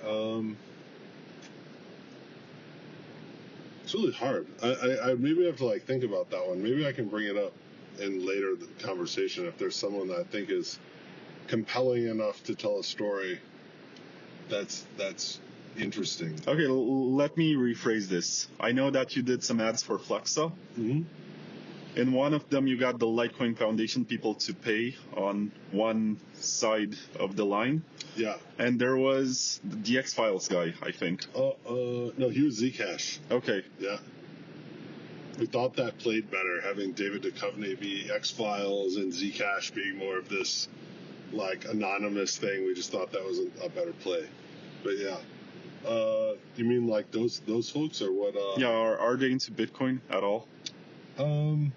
I'd say it varied. So, let's see, on the Litecoin one, we actually worked with 2 chains because we thought that was interesting too, if 2 chains of gold and silver and Litecoin. So, we're nerds. Like, and if people watch, I don't even know who 2 Chains is. He's a really great rapper. I guess he's been in some other TV shows. He's had some other TV shows, maybe even some movies. So he's like especially maybe like 10 years ago was like a kind of the hype, but like he's a pretty famous rapper, still is. And on those videos that we created, we tried to again make them very neutral. We weren't trying to shill stuff. We're trying to say, look, you can make these things faster, easier, right? Again, this whole freedom of choice and other assets. There are so many Easter eggs in those. I can't tell you how much time I probably spent researching various things and putting all these even, you know, we had this director team and all those other things, all these small little things that we injected just out of like kind of pride of doing it right to the communities and the ecosystem, all these small little things in there. It's just funny because they're like 30-second clips. Yeah. Oh, there's about like 20 plus Easter eggs in every single one, like really small things that you'd have to really try to pay attention. A lot of the communities figured them out. And what was really cool is there's extras in those shoots, right? Like there's people waiting in line and everything else. I want to say maybe 100%. It was 100, like 95 or 100% of everyone in those shoots was actually the community. So like the Litecoin folks, like that whole spot, all those people were like in the Litecoin community, and we helped fly them out and like worked at the foundation to get people there. And so we had like a whole day of like just that team and all these folks, and it was like so positive. Like it was really great to have of like all these like real enthusiasts within these communities, like being a part of that. It was super cool. So yeah, I'd say like in that example, like 2 Chainz was super interested in crypto, saw a lot of these things happening, but didn't be one of those celebrities just jumping in and promoting things and wrecking people, right? Like with all these ads and everything else like that. So he was really sensitive to that, and he's done some other interviews, I think, with folks, but he is legitimately one of the most thoughtful and strategic people I've met, especially in like the entertainment industry. I was, you know, we had, you know, got to eat dinner together a number of times, and like I was really impressed with him of like just his demeanor and how he approached all this of like, look, this is super interesting. I want to be a part of it. I don't want to rug my fans. I don't want to tell them stuff that like I don't believe in. I don't want to jump into stuff and just make a mess of it. I want to do it right, and I know that it makes sense, and I know there's going to be something here, and I should play a part of it. How do I do it in the most meaningful way and think about it and be strategic? And he would say it like that. Like he's a really, really sharp guy. I was really impressed with just like a level of maturity almost of how he approached it, because he really believes in like, you know, his art and what he's doing like as a passion, right? It's not, sure, he loves making money, right? Like this isn't like, oh, I'm doing it for free, but he does it in a way where he, you know, wants to treat, you know, the art for what it is and his fans for what it is and be like very honest with them, which I really, really appreciated. And I would actually say all the people we worked with in those shoots had that mentality, which is why we worked with them. It was really long. A lot of people, you can just pay money and they'll do whatever you want and they'll go shill something, but that wasn't what we were looking for. We wanted great content, good community, but then also something genuine where we could just talk about something. So yeah, I'd say all the people we worked with at least had interest in crypto and really just approached it the right way. So that was it's really fun to show people how this can be meaningful. And again, it goes back to the use case, right? Where they're like, oh, can use it like this? Like, I wish I had the magazine to give to them at the time, right? To be like, hey, look, here, like, these are all the other things, right? Rather than taking, you know, hours to describe some of this stuff. Yeah. Right, so the X-Files guy, was he into Bitcoin? Not originally, but then found it really, he found, I'd say, crypto as a whole super interesting. I'll be honest, he liked kind of DeFi more and the functionality. Like, he saw it. Like, this was the whole thing of Bitcoin is a little bit harder to, in its current form, it's a little harder to explain to people. Like this is the best store of value. You already have to like start going over hoops for people of like, what is a store of value? A lot of, you know, these guys might not own gold or care about gold or even think it's a good investment, right? Like, it's another step to be like, oh, here's what Bitcoin is. This is like a digital gold. And people are kind of like, well, why do I need a digital gold, right? So there's steps to get there. Can it get there? For sure, and it does. But on the DeFi side, I think it's so strong to be like, oh, here's what you can take out a loan in seconds on this platform using this as collateral. And like, oh, really? And this rate, you could do this, or something like Uniswap, right? Like, they see that really quick. Like, those use cases are very quick to grasp, so they kind of gravitate there of wanting to learn more. And again, this is what I mentioned earlier. That's great for Bitcoin because you now get people in with a simpler explanation. They understand what's going on. They understand DeFi.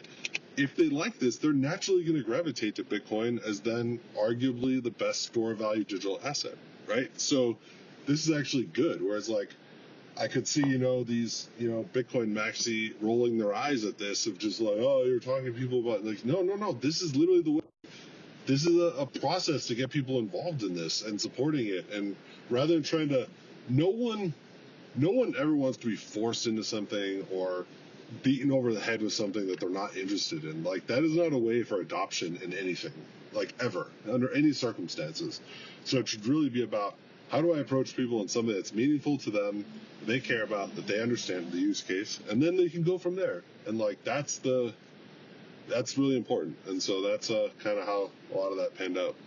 I do like how you plug use case all the time. And so it's use case.xyz for those of you who are curious. And to be fair, it's not even plugging that thing, it's plugging the concept too, right? It's really the use case, right? Like, be able to explain that to people, like, it is a really hard thing. Imagine, especially as crypto has been branded over the years, right?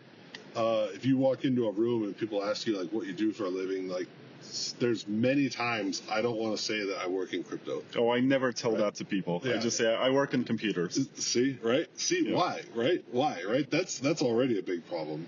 But more importantly, let's say you tell them that, but let's say you have 30 seconds to explain to them like why Bitcoin is meaningful. That's really hard, and it varies based on the person. Every person is different. If you just have this narrative you give again and again, 90% of the time it's not going to land at all. People are going to just think you're crazy. It doesn't mean anything to them. They don't care, right? It's trying to explain, let's see, if I was going to come to here in Romania and try to get people to follow like American football, but it's like, I'm not interested. Like, you know what I mean? Like, I don't care, right? So it doesn't matter anything that you've got that maybe they'll really care about. They're already dead. They're dead to it. So being able to like communicate to people something that they do find interesting is really the right pathway, and that's kind of challenging to do. Yeah, I get that. That's why your podcast is good, and that's why I found you and had heard you talk to a lot of folks that aren't just the talking heads that are trying to shill something or narratives. You get a lot of the other builders, and you've been doing this for so long, like without just trying to promote you. That you talk about how you have the best Bitcoin podcast. I actually believe that, and I was thrilled when I finally met you to confirm that you weren't the new age Bitcoin maxi. That made me very happy, because it shows that then you really believed in what Bitcoin was about and what you wanted to do, and exploring other assets or other tech that could lead to what you were interested in, right? You haven't sacrificed your ideals at all and how you've talked about what you want to see in Bitcoin. But you've talked to a lot of these other folks. I mean, yeah, you talked to Roger and Vitalik and Zuko and all these other guys that like can talk about all this experience, and like you can learn from it, right? You don't have to agree with what they say, but like don't just bury your head in the sand and pretend like none of this stuff matters. No, some people pretend that it does not exist, which is, oh, there's someone filming us. Hi. I wish I could get that footage so that we can have some B-roll of the car from above. That would be so cool. Yeah, anyway, I got 2 more sponsors to plug. I just realized, and we're about 2 hours into the interview, but that's fine because my listeners are freaks. They're not normal people. Is that good or bad? There's Unstoppable Wallet. It's very good. It's very good. Unstoppable Wallet, which is a multi-asset wallet, which is non-custodial and you can use for swaps, and you can also use for Zcash and Monero and for other stuff. You can use it for your Bitcoin, you can use it for your USDT. And what I like about it is easy onboarding and the interface. And the fact that if you go to bitcoin.org, which is the most maxi website you will ever find, and you search for a mobile wallet under the Bitcoin section, it's going to recommend you Unstoppable as the one that has the best trade-offs, like the least amount of cons. And it's much better than a lot of the options on iOS and also Android. And it's really cool. I think it's also reproducible, so you should check walletscrutiny.com once.com, I think, and you're gonna see which version of it was 100% reproduced by some third-party developers who are into this. And I think the traffic just became more fluid, which... Oh no, I spoke too soon. Anyway, Unstoppable Wallet. And last but not least, there is NoOnce.com, which is a peer-to-peer marketplace for the global south. The CEO of NoOnce is Ray Youssef, who was known for Paxful previously. He was the CEO of Paxful. That was a big project in its time. You could do a lot of interesting stuff. The problem with it is that they had to wind it down due to the US regulators and the fact that sort of the political landscape did not resonate with the mission anymore. So that's why he started NoOnce. And if you're trading on NoOnce, you're not just someone who's gambling on internet currencies. You're someone who's giving liquidity to a bunch of Africans and South Americans and people from the Middle East who might need access to this liquidity. And the fact that you're using that at all means that you're helping them hustle out of the monetary inflation, which is much worse in their countries. So for them, like a 5% dip on the daily chart is nothing compared to what frills their underperforming fiat currency is offering. Check out NoOnce.com. They also have a spot market, a peer-to-peer marketplace, and a debit card for spending if you're into that. Check them out. And thanks to all the sponsors. And I do have to ask you, Tyler, at this point, can you name 5 altcoins which are not scams? I would say, I mean, honest, I'll be totally honest that most of the stuff on like CoinMarketCap or CoinGecko, like top 200, let's say, most are not scams. Like almost all of those aren't. Like I just believe that. Like a scam is something, again, that was created, in my opinion, with the sole intent of just making money, right? I mean, something like Shiba Inu, okay? No, I don't think it is. I don't think it's a scam because it was made for the purpose of making money. Did they make money? Ripped off on Dogecoin. But see, again, these are things. The communities and the people that do all this stuff, they gave half of it away to Vitalik. They put it in a Uniswap. Chirag them, yeah. Yeah, right? And, like, it was all for them of, like, they just do this stuff for, like, the meme, right? Like, I don't think it's a scam. Like, and now it's, maybe up front, I don't know the people that did it. I think, actually, it has been, people know who did it. But knowing the people who did it, I don't think it was a scam at all. Like, they just did it as, like, a fun thing to get attraction for Ethereum. They put it out there. Even if it was initially this, like, kind of, like, meme coin-like token project, it certainly isn't now. The original people don't have all of those tokens. It's not like someone's sitting on 50% of the supply or whatever, just looking to dump on people. Like, and they built a layer 2. They built all these other incentive mechanisms. And to be clear, I'm not advertising or advocating or saying I love this thing by any means. Like, I've never held this token. I'm not interested in it personally, but they're maybe developing some new things. They have been bringing more attention. Like, I just don't think it's a scam. That's all. Mm-hmm. Do I think it's not something I would ever participate in or ever hold the token because I don't really believe in it? Yeah, I do not. But I don't think it's a scam by any means. I would never say that. So I would say most of the ones are not scams because they weren't created. Because the other thing, too, is just because someone creates something to make money, does that make it a scam? Look at every single for-profit entity in the world. Are these scams? Right? No, but the point of this whole movement is to be decentralized, right? Yes, but if you're selling something that is not, like, okay, put it this way. Without naming names, if I'm trying to build something and I'm misrepresenting it and saying, like, oh, this is a better Bitcoin, or because I'm saying it's decentralized and it does this thing and this is better than Bitcoin, I'm competing with Bitcoin, then yes, I would say that that's the case, right? And that it should be decentralized for these virtues or whatever it is. But a lot of these projects don't need to be decentralized, or they're not even fully advertising that they are, right? Like, the decentralized mechanisms can be very valuable. So, like, let's go back to, like, Compound, right? I mentioned that as, like, the money market. I love the fact that they have token holders that are able to create and provide governance, because that means the governance contract has the keys. There isn't one person or a multisig or anyone else that you can wrench attack and basically steal billions of dollars from the contracts, right? That to me is extremely valuable, the fact that like how that's been set up and they have token holder governance to enable that. Does that mean everyone needs to vote on every single process, and unless there's thousands or tens of thousands of people voting every single time as this amazing democratic process, that it's a failure if that doesn't happen? I don't think so at all. The fact that they have made it to where no one can steal all the funds by wrench attacking the team or other people, I think is a really strong innovation.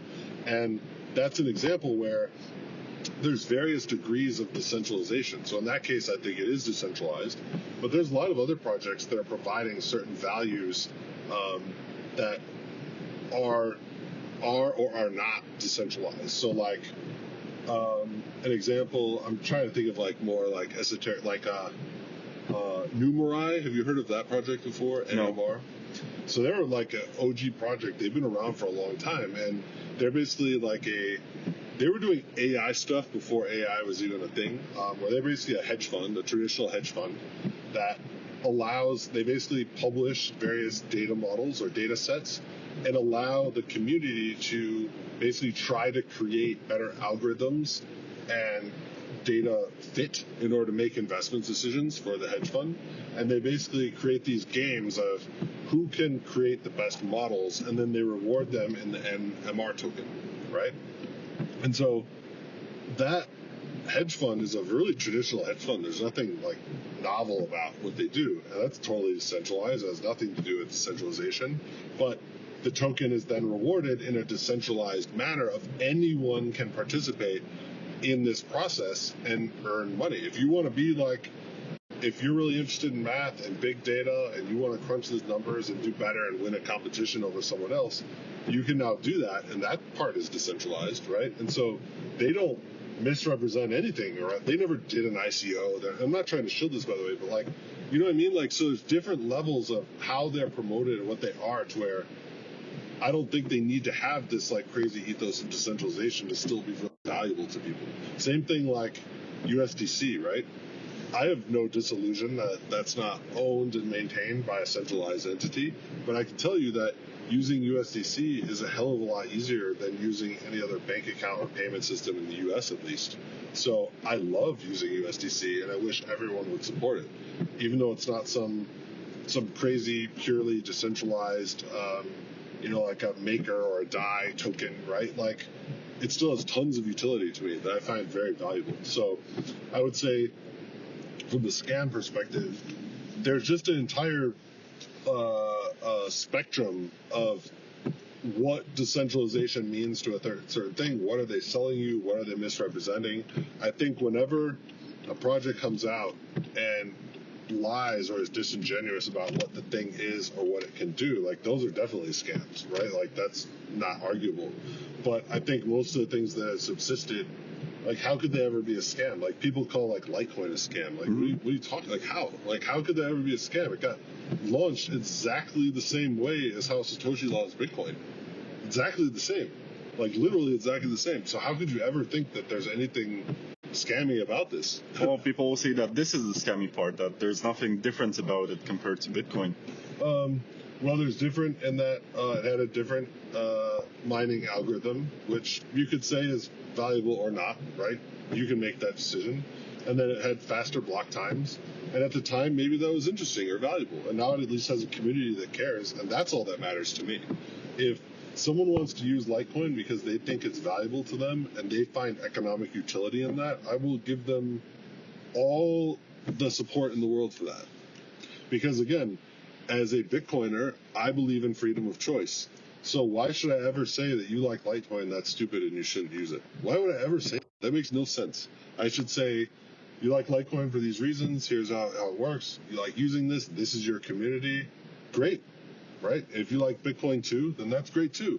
And if what you like about Litecoin is in Bitcoin, like, there's overlaps into all of this. And so it's never just like a binary thing. So I think I would say, if someone were to call Litecoin a scam, I would have probably zero respect for them, or like the very lowest amount I could give.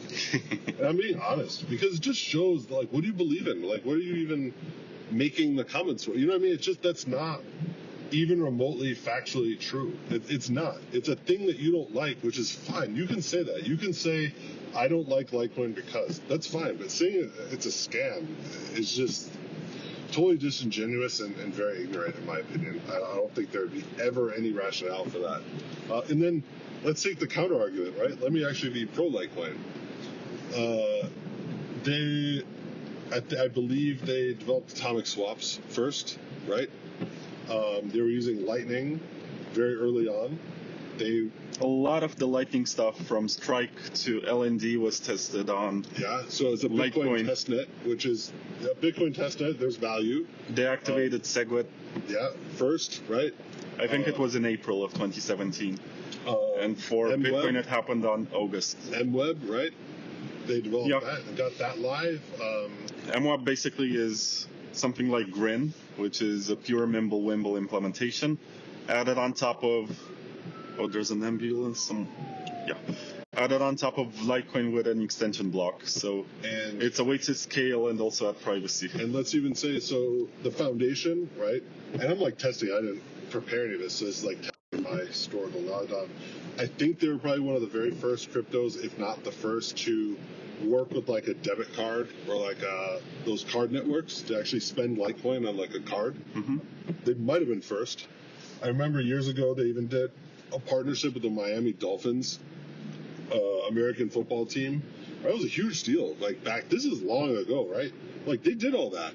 Bitcoin's never done any of that. Bitcoin never got its mainstream explode. They don't have a foundation or a team or anything, and you could say that's a virtue. But nonetheless, like Litecoin has done a lot then for crypto as a whole and for Bitcoin and bringing people into Bitcoin. And I would actually say, of all the Litecoin folks that I know, I'd say, so this is insane. They're some of the nicest Bitcoiners you'll ever meet. Yeah, and they're all about, they want spending and they want people using crypto. A lot of them have self-custody wallets, right? Like the majority of the folks that I meet do that, they made a new wallet called Nexus, even integrated Flexa, so now it has like native crypto. Like, come on, this is great. Like, so I could be pro Litecoin very easily, right? Am I going to say that it's better than Bitcoin? I will say it's better at Bitcoin for spending. It is. How can you argue that, right? You could say it's worse than Bitcoin at price maintenance and being more valuable. Sure, that's unarguable, right? But that's not what I'm talking about.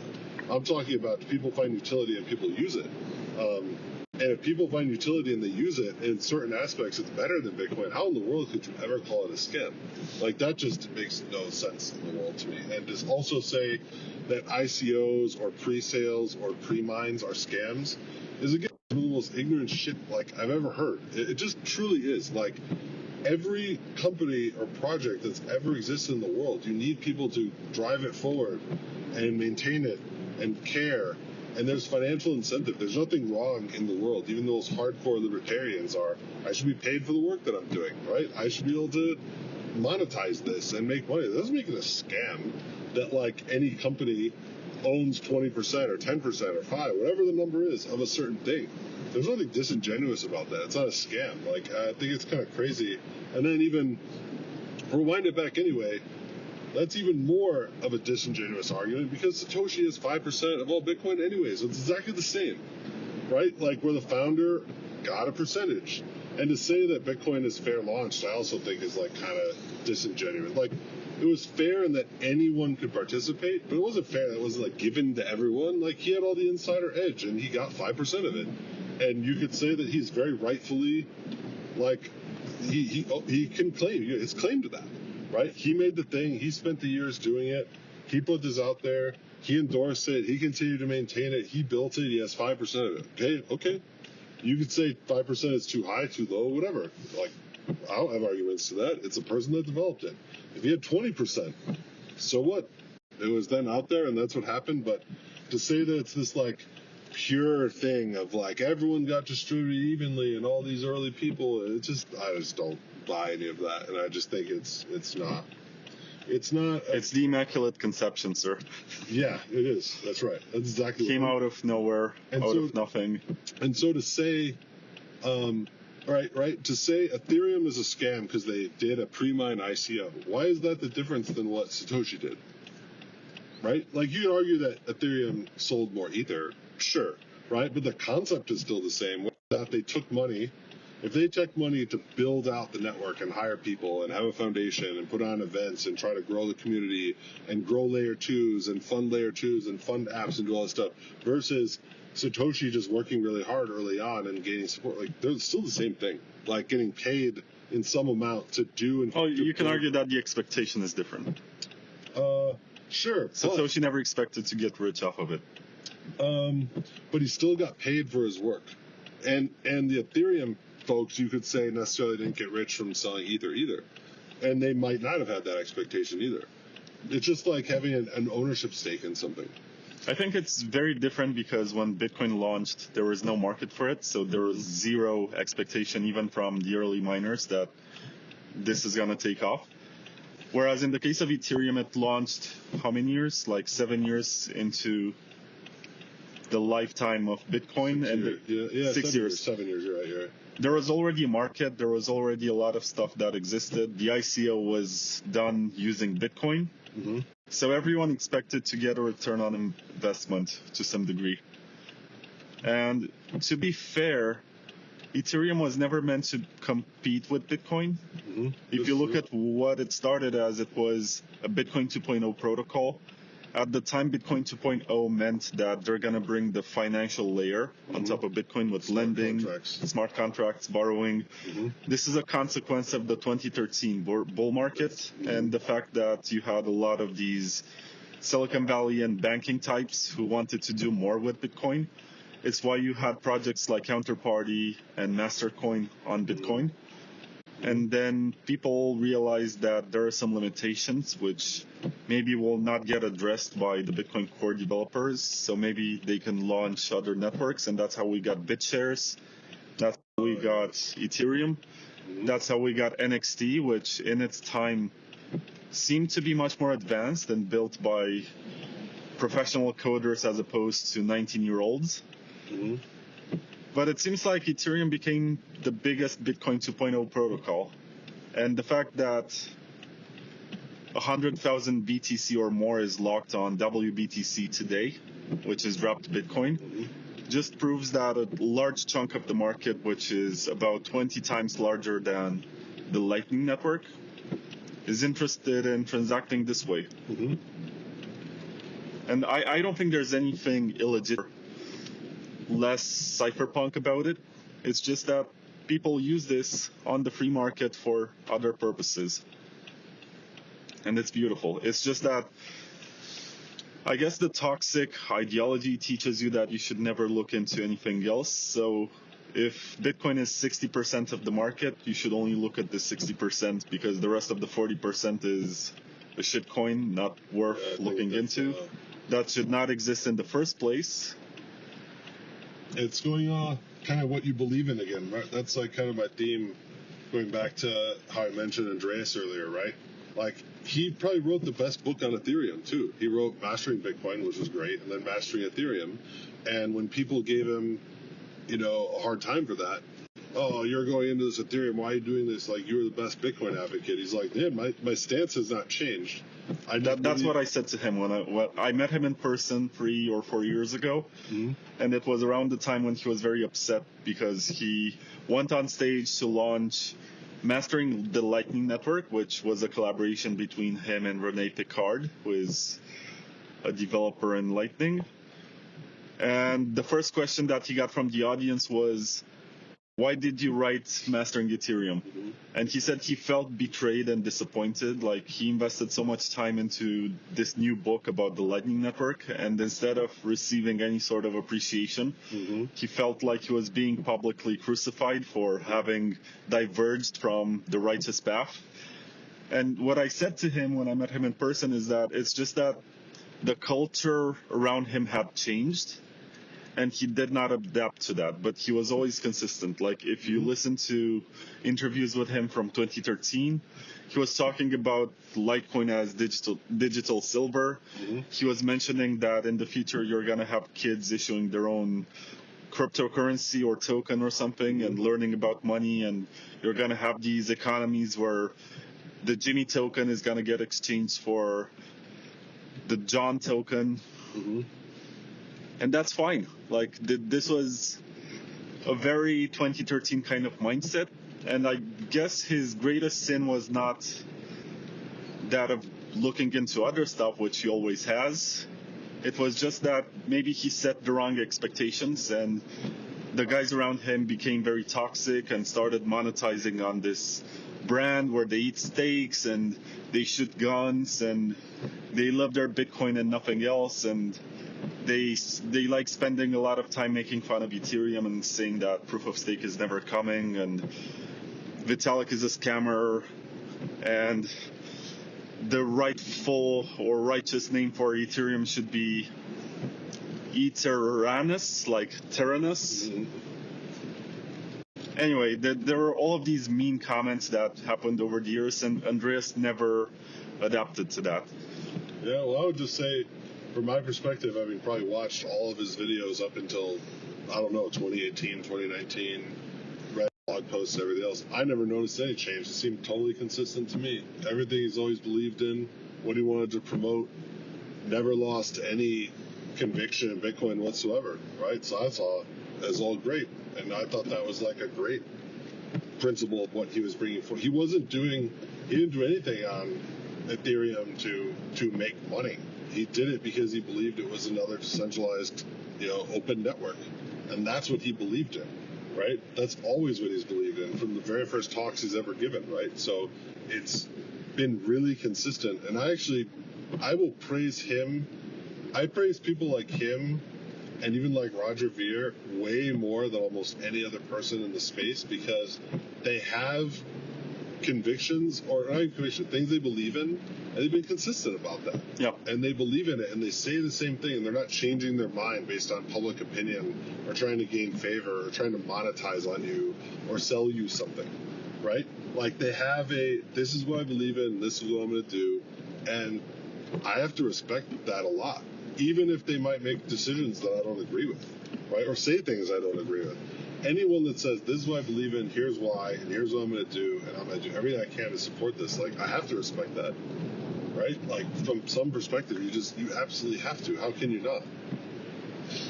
Yeah, and this takes us back to an era when Bitcoiners were more contrarian, and now they seem to be blending into the mainstream. It's not... So, if I was to use a metaphor, I would say that Bitcoin used to be punk rock. And I don't think it's punk rock anymore. It's more like corporate, like dead rock or something. Yeah, and then creating controversy. It used to be like the Sex Pistols, and now it's like Weezer. And just, picking fights with people and rage bait and all these other ignorant comments and all these other things. Just get people talking, unfortunately. So that's not always the best of who you attract into those sort of audiences. But I do want to take like 2 or 3 steps back, because I've asked you a question about 5 altcoins that you think are legit, and you sort of answered indirectly. Like you spent a lot of time explaining a couple of them. Sure. I mean, I'll go with some easy ones that I could say are super legit. I mean, Ether, if that counts as one, for sure. Zcash would be another one. Those are like 2 really big ones. Do you just care about tokens or like layer ones? It's your choice. Layer ones, I think, is more interesting. I mean, Solana, for sure, has arguably the best tech for consensus and speed possible. I mean, I think that's unarguable. They clearly do, for what they've built. It's less decentralized, obviously, and that requires much more hardware and computational ability, but that is what it's branded itself as and what it does. So Solana, for sure. There's a lot. It's a real project. It works for what it does. And again, you can say, oh, it's all for meme coin trading or whatever, but like it's a real project that works, that has potential around it, that is, serious people working on it. So that's for that layer one for sure. So I'd say those three. I have to get two more. Yeah. What do you think about Caspa? I honestly have not gotten that involved in it where I know of it, but I wouldn't be able to speak intelligently on it to where I don't have much of an opinion. I think it's way too ahead of its time. Like the way in which they have the DAG, which is the decentralized acrylic graph, or that, I think that's what it stands for. No, it's was it directed acyclic graph? Is that what it is? I guess. Directed. They mine like 100. No, I think they're at 10 right now. 10 blocks per second. And they have like this high throughput for transactions that don't exist yet. So that's why I think at this point Caspa is like a solution in search for a problem to solve, because most transactions, maybe due to the block size wars in Bitcoin, were moved off chain. And they happen on custodians and exchanges. But for what it does, I think it's really cypherpunk and the kind of research that Satoshi would want to see into his work. But anyway, it's your list. You mentioned 3 of them. Oh, man. You said Ethereum, Zcash, and Solana.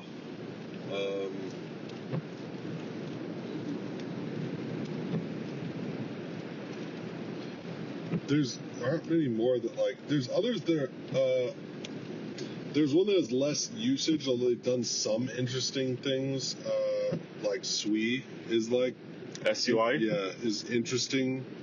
Aptos maybe, right? And I'm not saying I advocate these or that I use them necessarily, but they could be interesting. They have real teams. They've made some tech that, they're clearly not scams. Like that's the question, right? So I find them interesting, and they've developed, that I wouldn't be able to pick off the top of my head, but in seeing them and reading, I think those could be, fine. So if I had to name 5, that would maybe, I'm not saying that's my exact list without looking at anything else, but those all work to me. But I guess you also mentioned Litecoin and the fact that you don't have any respect for someone who claims that it's a shitcoin or a scam. Or a scam, yes. Yep. So yeah, Litecoin's fine. It's definitely not a scam. No way. What about Monero? What's your relationship with that one? I have a long history with Monero. Just not anything like any sort of story or anything. It was more just I loved the technology of Monero very early on, and how it had basically been created, and just the whole concept. This was back in 2015, I guess, 2016. Sounds about right. Yeah, which is Ring CT, and I remember reading the white paper, being like, "Oh, this is interesting," and they had variable block size. So again, this was super that was novel. 2016. Yeah, super novel at the time. To where I was like, "Oh, this is really cool. These are solutions or ways to solve some of these issues." So I got really interested in Monero very early on. And so I was a big proponent and told a lot of people about it and told people to use it and basically just, get the wallets, use it. But then I lost, I won't say, I don't find it any less interesting. It's about the same, but because Ring CT is very hard to scale, and there's just been so here's a perfect example too. They don't have a foundation or a group or anyone pushing Monero early on, so it's kind of it's turned into a little Bitcoinish of how they again criticize everything else, and then they're the best, and if it's not them, then it just doesn't have the right some of the image to me anyway. Whereas something like a Zcash, I think, is fundamentally better technology, has the team behind it, is continuing to develop it. I just find more interesting. So again, it's the perfect example where people, so do I think Monero is a shitcoin or something? No, it does what it does, and it's out there, and I don't have anything bad to say, but I just think that given all of what I want to use it for, I think Zcash is better. And so that's what I found, and want to invest, again, not money even, just time and effort and ability to understand and meet the team and know what they're doing and how they're approaching it. Those be kind of, and then now Monero is in, challenging, right? That just how layer one privacy networks are considered, and regulation and delisting, and it's not available for payments, and it's just harder to use. Even like wallets aren't as clean, and the user interfaces, again, they don't have teams building all this the same as like Zcash does. So I've just found I think they have Cake Wallet on their side. Yeah, but it's not like theirs, right? Like that's just another wallet that I believe that supports other assets as well, right? It's not like an exclusive Monero wallet or something optimized to allow it to work better. So what about code-based forks of Monero that do something else, like Zano? Are you bullish on stuff like that? So Zano really isn't a code-based fork of Monero. I think its precursor was Blueberry, but Zano is actually pretty technically novel in my opinions. I actually really like Zano in that. Really? Yeah, because it's been around for a while. I found it very early on, just because, again, I poke around at this stuff, and anything that's doing something technically interesting that I think has any, novel application, they're the hybrid proof-of-stake, proof-of-work, and they also have a privacy network, privacy by default, which I find interesting, and it's a proof-of-stake with privacy assets, and that's literally never been done before. I don't know of any other project that has successfully implemented that at the time, for sure. So I was actually following that very early on, and they had a very easy-to-use wallet, like an app that worked. The team seemed, they have a team, they seem responsive, they seem active, they seem to care about what they're doing, and they have experience. So I really like things like Zano, and the fact that they developed now token assets on their layer one, all that is super interesting to me. So anyone that's kind of developing things like this, moving the space forward with real applications, I always find very interesting. That's a refreshing take, because the Monero community hates it. They use the same ring CT technology and the same stealth addresses and bulletproofs, and the tech stack is nearly identical with the exception of Dandelion, which provides some network level obfuscation on Monero and is not present on Zano. And I think last year there was this attempt by a bunch of Monero guys to identify the largest Zano addresses by looking at the amount of staking rewards that go to them. So they tried to portray it as not a privacy project because it has this component. But then didn't also Monero get 51% attacked? Well, they're going to say it was 30%, but it was still a significant threat, and it did rally the community and made them basically look for any source of hash rate that they could find to respond to this, to basically dilute the hash rate, to make it harder for someone to rent enough CPUs, because that's how you mine Monero, with CPUs. So it was not 51% attacked. I know that I might have said that on Twitter at some point, and the context was, look at the way that Monero is getting 51% attacked, and they're in denial, because Bitcoiners will act the same way when the quantum attack happens. They'll say that it's not a big deal and try to do damage control. So that's what I said at the time. I was wrong about the 51% attack. I still stand firmly on my position that it's vulnerable to it if it gets anywhere close. And again, I'm not trying to say I'm just nothing is ever binary, right? Where it's oh, this is terrible just because of this. You gotta appreciate everything together. Anyway, it's a very interesting weather to drive in. We started out when it was quite sunny, and now it became foggy and rainy, and we switched from standstill traffic to a situation where we're actually driving at around 60 miles per hour or 100 kilometers if you're from Europe. And what else did I want to ask you? Like, what do you do nowadays? You said you're not the CEO of Flexa anymore. Under which capacity are you contributing to the space? All right, so we are back with part 2 of the interview. We're back. We're back. Back, because the phone basically died in the middle of that recording. And the question that I asked Tyler, and that he was trying to answer when the incident happened, is about his involvement in the space and what he's doing nowadays.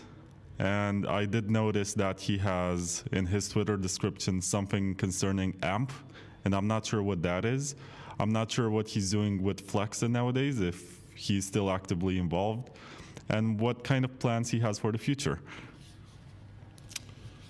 Yeah, so first, this is our dedication and Vlad's dedication to continuing on, even after our long drive through the mountains, which was very enjoying and then enjoyable seeing all the bears. Now continuing on to bring this to the viewers. I love this. So the dedication is fantastic. So I guess the one thing you mentioned about Flexa and AMP. So Flexa is still going very strong. Hopefully a lot of growth in 2026. A lot of partners they're bringing on, just growing the overall payments network. And then AMP is just the collateral token within that network, which we're really proud of just how it all works and how we've kind of technically put that together. And that allows any app to permissionlessly join the network by using the SDK, so they can now just integrate that and now enable instant digital payments on their app. So very cool, very proud of everything that Flexa is continuing to do. And I look forward to supporting that in any way that I can and just growing payments worldwide. But in now learning about all of that, we sort of put a lot of this together back before DeFi was really a thing.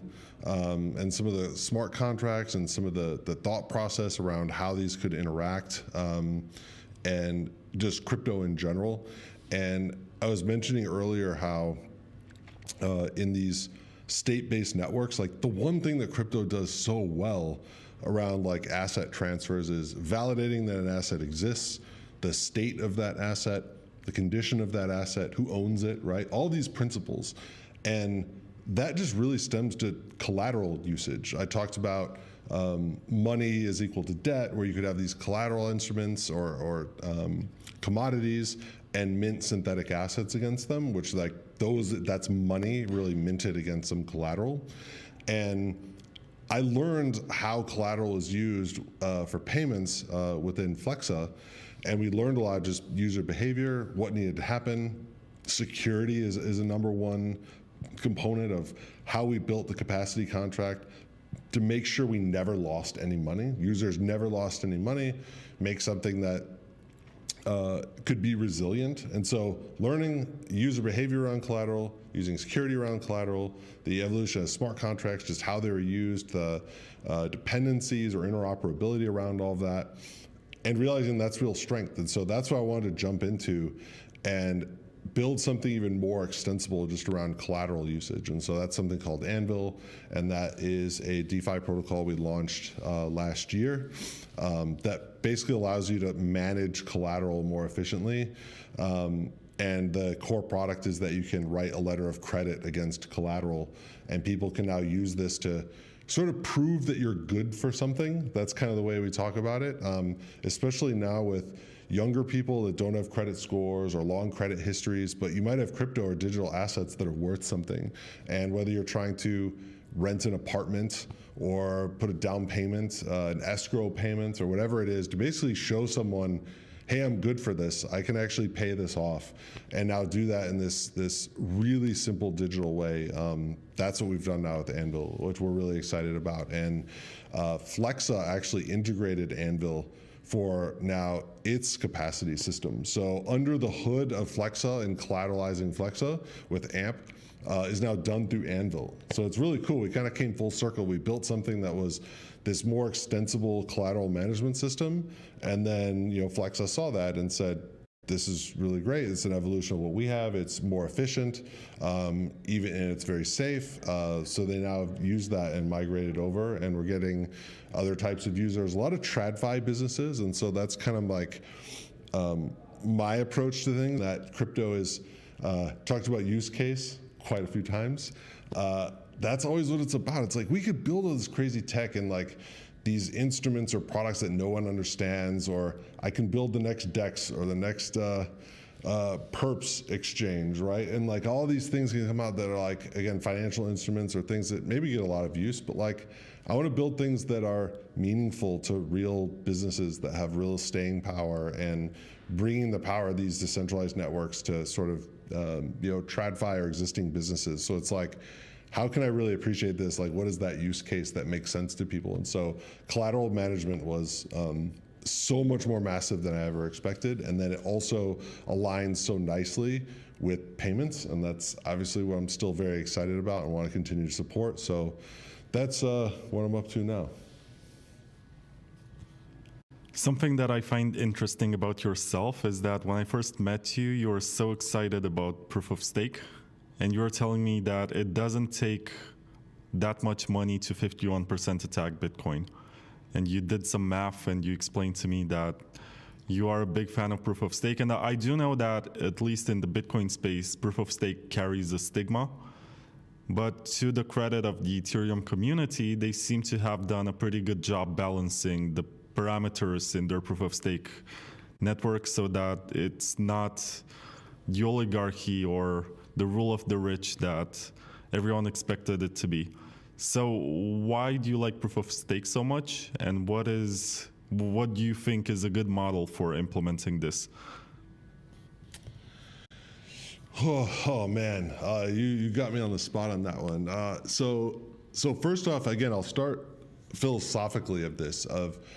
It's not necessarily that I love or hate proof of stake or proof of work, right? So it's not like I have a predisposition, oh, this is great or this is bad. But at a high level, I would endorse a system, or I'm more excited about a system where, so in Bitcoin, the user sort of is meaningless in the overall equation of how the platform, I guess I could say, is developed, maintained, or progressed, right? The developers would have repo access, right? Miners are the ones writing all of the transactions, where a user doesn't really play a role in any other upgrades or resistance to upgrade. I mean, they could choose not to use it, but they don't actually have a real role in that entire process, which I'm not saying is terrible, but it's not ideal, right? Like as a user of a system, I feel like it's more ideal if you have a say or some incentive in the system itself that you're participating in, right? Just in general. And proof of stake allows that, right? That's sort of what it is. But you now, as the user, get to participate in consensus, and now you're earning the inflation rewards, which to me, just as a pure high level, I think is a better philosophical outcome, right? So forget about the tech, forget about whether it's Bitcoin or anything else. To me, I think if you take those two core ideas and say, as a user of a thing, if you have incentive and a say and a vote in the thing, I just think that that's a better situation overall. So that's where I'm coming from.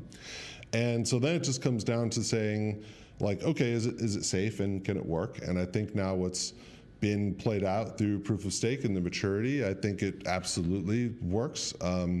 It probably costs a lot less to secure the network. I think the economics probably balance a little more of how much you're actually paying for network security. So I think it allows to balance itself more efficiently with proof of stake, and it's obviously worked. So that's where I sort of look at the proof is in the pudding, and it's now been developed. There was a lot of talk around it. It works. We've thought through a variety of the attack vectors and thought through all of that. It's now been implemented. So that just to me is, okay, this works. We should do this for the kind of the reason I mentioned before. And you mentioned a proof of work attack on Bitcoin. It's not to say that that's necessarily vulnerable or that would happen, but I think one of the core reasons I was mentioning is, so for proof of stake attacks, you'd have to get, for a 51% attack, you'd have to own 51% of the network to do that, which is just literally impossible. And quite frankly, if you buy 51% of the network, like you can attack it. Like you are consensus, right? Like that's like just kind of how it works. So to buy 51% of an asset in any network is just complete insanity. Like it won't happen, right? Like the pricing around that would just get so out of line that it would never be worth it to you to ever try to buy all these. It's a fool's errand. So that will just never happen, in my opinion, where someone can buy 51% of the overall network. Just the economics of that, of buying the buy pressure on that would just be untenable. But on the proof of work side of things, you don't need the asset at all, right? All you need to do is buy the computing resources to be able to attack the network. And we've seen that now. We talked a little earlier about, you know, renting hash rate and some of the other chains that we saw that may or may not have had some vulnerabilities to that. But in Bitcoin's case, I think it's uniquely vulnerable, which people overlook, in that Bitcoin mining now is so specialized, as we all know, right? You need certain, newest, latest and greatest ASICs to even stand a chance at like mining anything and finding any block at all. So there's a finite of hardware that exists that can do that in the world right now. And it's very concentrated, right? Certain countries, certain miners. I know it all is coordinated in pools, but the actual literal infrastructure and the hardware, there's not thousands of these, right? There is 100, there's 50, there's 25, like large ones of the actual facilities. And because of the nature of just the chips that are developed and the silicon that's used, you can't just go buy as many ASICs as you want. Like, so even if you had unlimited money right now and you wanted to just make hundreds, thousands of ASIC chips and miners because you wanted to develop more hash rate, you actually can't do that. Bitcoin mining is not important enough. These other big companies that make cell phones and other computing resources compete for chips, and they're the ones that get first allocation of this relatively scarce resource. And so Bitcoin mining probably gets the small sliver on an annual basis of whatever it is of the new hardware that can actually enter the market. So the amount of chips that you can buy as an individual, corporation, or whatever is extremely limited. So that means an attack vector on Bitcoin would not be, I'm going to go make all this other mining equipment. All you'd have to do is get the mining equipment that already exists. And it's fairly centralized, and you have to just look at how much it costs, right? How much does 51% of the hash rate hardware out there in the world for Bitcoin, how much would it cost to acquire it? And you'd have to do it covertly, right? Remember when Google would be setting up all its infrastructure, they'd set up 50 different shell companies and go buy all the servers and the locations and set up all these like entities to be able to grow without people knowing it was one singular entity. You could do something like that and go try to buy out miners in mass, right? Go find them, they're findable, and say, hey, how much did you pay for this? I'll give you double. Like, they're gonna sell it to you. And when you start doing the math on it, I was, there's a lot of conservative estimates. There's a lot of numbers going into it, but it was something like $100 billion or something, which is a lot of money. That's like not a low amount of money, but for a nation state, that's not that much money. So like, I just looked at it as, it's more vulnerable. I'm not saying that it is vulnerable, but it's much more vulnerable than I think people think it is. And they kind of write it off by saying, oh, proof of work is so great and secure, no one can ever take this over. And I kind of just have another thought of like, well, if you look at it rationally of how I would approach this, and I had an unlimited amount of money, like I could theoretically buy enough of the existing hardware covertly enough to take it over. Would that destroy the network? Probably. So I wouldn't do it for economic interest. But when people sort of say, oh, Bitcoin cannot be censored, cannot be shut down, no one can attack it, I'm not saying that it's probable at all, but I look at it and say, well, maybe, what if a government decided they really, really wanted to shut it down for some reason, and they just went and bought all of the mining hardware and drove it into the ground, and 51% attacked it. Like, what does that look like? What recourse would we have? Like, maybe we upgrade it to then use different mining hardware. Like, there's options. I'm not saying, oh, Bitcoin is over, but it surely would, throw a huge wet blanket on things. And if a government or someone really, really, really wanted to take it down, I just think it could be possible in a manner or a price point that people might not appreciate. And when you think of that, proof of stake is completely the opposite, and that you can't do that in proof of stake. Like, you can't just go acquire 51% of the network like that. That's just insanity, like I mentioned. So it really just comes from that. It's not a what I believe this or whatever, or think. It's just really more the rationality of my perception of wanting to participate as a user in the network itself. I think that's just a better system, and that I think it could be economically safer when you really look at it. Just in my opinion. Again, this is not a binary thing, but when I add those together, I just happen to then like proof of stake a lot more. Let me think of something like an alpha kind of information that I can give to people who have been listening to this for such a long time. When I first met you in Amsterdam, I think it was back in May of 2025. That was the first time we met in person, and it seems like you have been aware of the magazines that I've been doing, and that's why you came to say hello to me, which is an honor, by the way. I'm always impressed at the quality of readers and people who check out my stuff. And if you are checking out the stuff, you're special too, by the way. And where I'm getting with this is that you told me something very smart, which I've spent many nights obsessing with and thinking about parameters and ways to pull this off. And I don't think I will, but maybe somebody else will, because it's an interesting endeavor and a very good research project if you have the time for it. Basically, fork Zcash, make it proof of stake, make it quantum resistant, copy the Bitcoin UTXO set, and you have like a Noah's Ark for being able to have the functionality that you want to have in Bitcoin, the privacy that you want to have in Bitcoin, and also the fair distribution of coins that's been happening for 17 years now. So that would be a very cool project if you're able to figure out all the moving parts and the parameters and get everyone to claim their coins just in case the BTC network is not going anywhere. And I've been musing about it, and I'm not sure how far you got into it, like how much you actually thought about it, but there are some unknowns. Like, you do have to figure out what you're gonna do with Satoshi's coins, if you wanna give them back to the miners or stakers, or you want to freeze them, or you just want to leave them there just in case Satoshi comes back. And also you have to figure out some parameters for block times, because once you're no longer tied to the 10-minute proof of work mining, you can make some tweaks.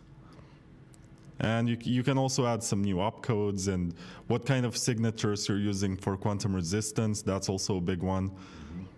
Quantum resistant signatures are larger, so basically you're gonna have to increase the block size or just accept the fact that fewer transactions are gonna be sent. So I'm actually curious, Tyler, how far did you get into philosophizing or envisioning how this would work? Well, at least that, it was really just a thought exercise stemming from, so it was the things I was sort of talking with you about, which is, it really stemmed, remember how I was saying how Ethereum has done so much for Bitcoin, right? In terms of marketing, awareness, bringing people in to the overall ecosystem and using Bitcoin, right? They came in through other entry points, Ethereum being, I think, one of the most major ones out there.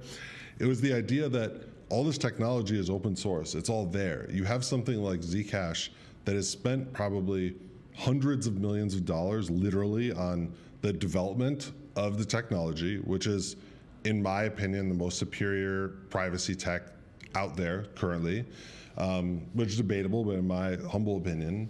And then they've also done a lot of like integrations and legal work and policy work to where people have been able to understand. I mean, we literally have like US exchanges that allow shielded transactions, right, in and out. And like, I know that's super boring and most people aren't gonna want to do that or find it interesting, but from my perspective, it's kind of like God's work for us, right? Like, they went and did that, and you can criticize them and say they did it right, wrong, or whatever, but the reality is they did do that, and they served as people in the industry getting a lot of this, people comfortable with it and getting compliance there. And I know a lot of people are like, well, we don't need that permission. We just do what we want. But sure, but it's a lot easier when people can be on your side and actually help you and be an ally in getting something like Zcash usable across the world.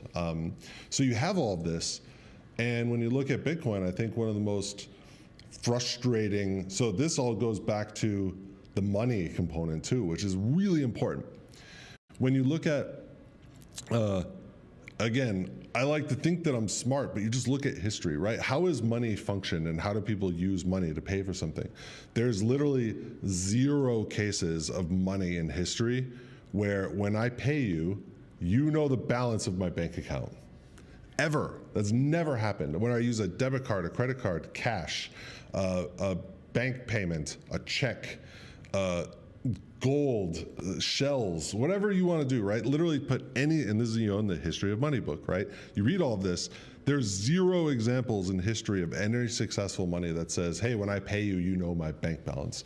So we all know this, and that's one of the other huge limitations of Bitcoin as money. Like there's just 0 chance that Bitcoin is used across the world as a payment mechanism without the privacy element getting solved. There's just no way. Like people don't want to do that. You hear about it all the time.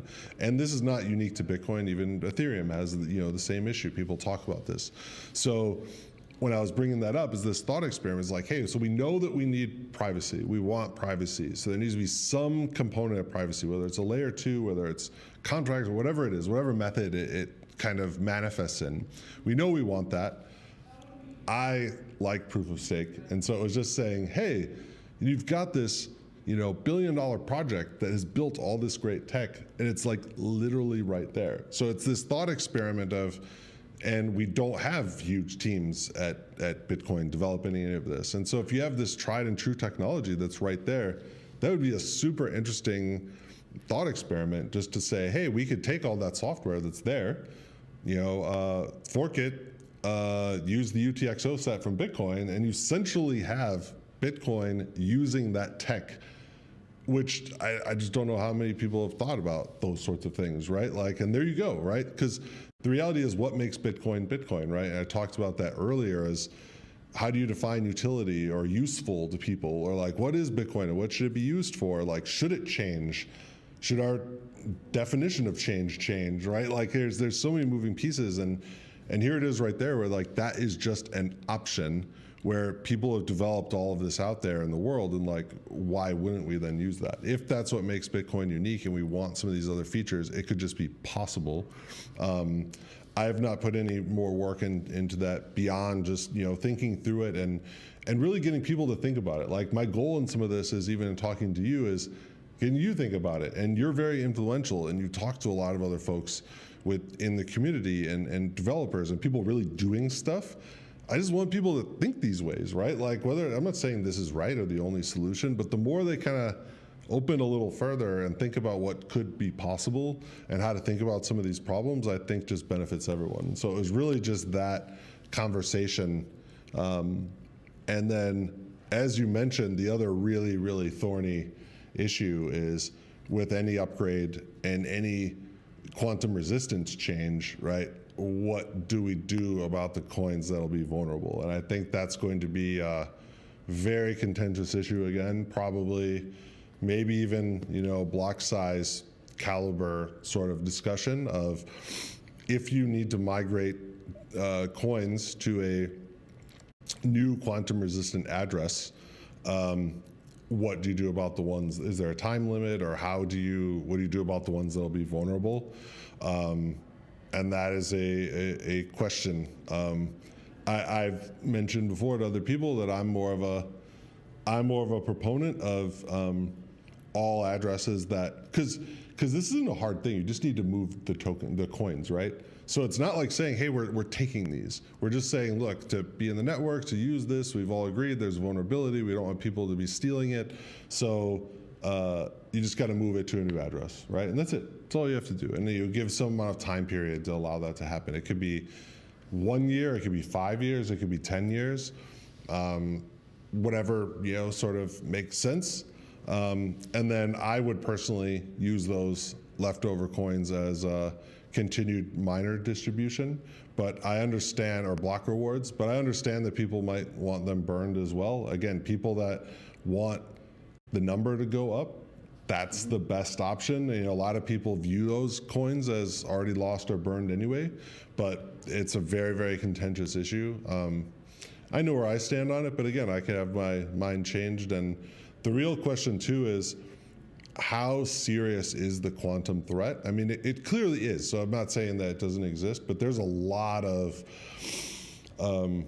there's two things. One, technology can grow exponentially, so things can be a lot closer than we necessarily think. So we don't want to be saying, oh, that's 20 years out, it's 10 years out, right? It could be a lot sooner than we think. Although, especially when it comes to quantum computing, I think we're a little farther maybe than I think some of the hype or concern is of getting real usable quantum computers. And it's such I'm not necessarily worried about the implementation, only because crypto is only one of the smaller problems of what is vulnerable to, breaking or cracking RSA. I mean, this impacts everything, right? So it is something that would get solved, provided that there is going to be computers that can actually do this at scale economically. I think we're still exponentially off from where it would need to be in terms of not only the amount of qubits that need to be added, but then even in the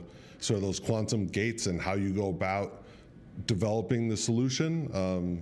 There's been some implementations already. I don't think any have actually worked yet, because it's just so interesting how a lot of that works too, of just how a quantum computer gives results, and and how long it will take too. That's another thing too, right? You add thousands and thousands of millions of quantum gates. It's not like you put in this, hey, I want to factor, this huge number, factor this, and I get the result in a minute, right? It could be even years or more, just even for that. So it's not even saying that this is some crazy vulnerability that's going to happen overnight.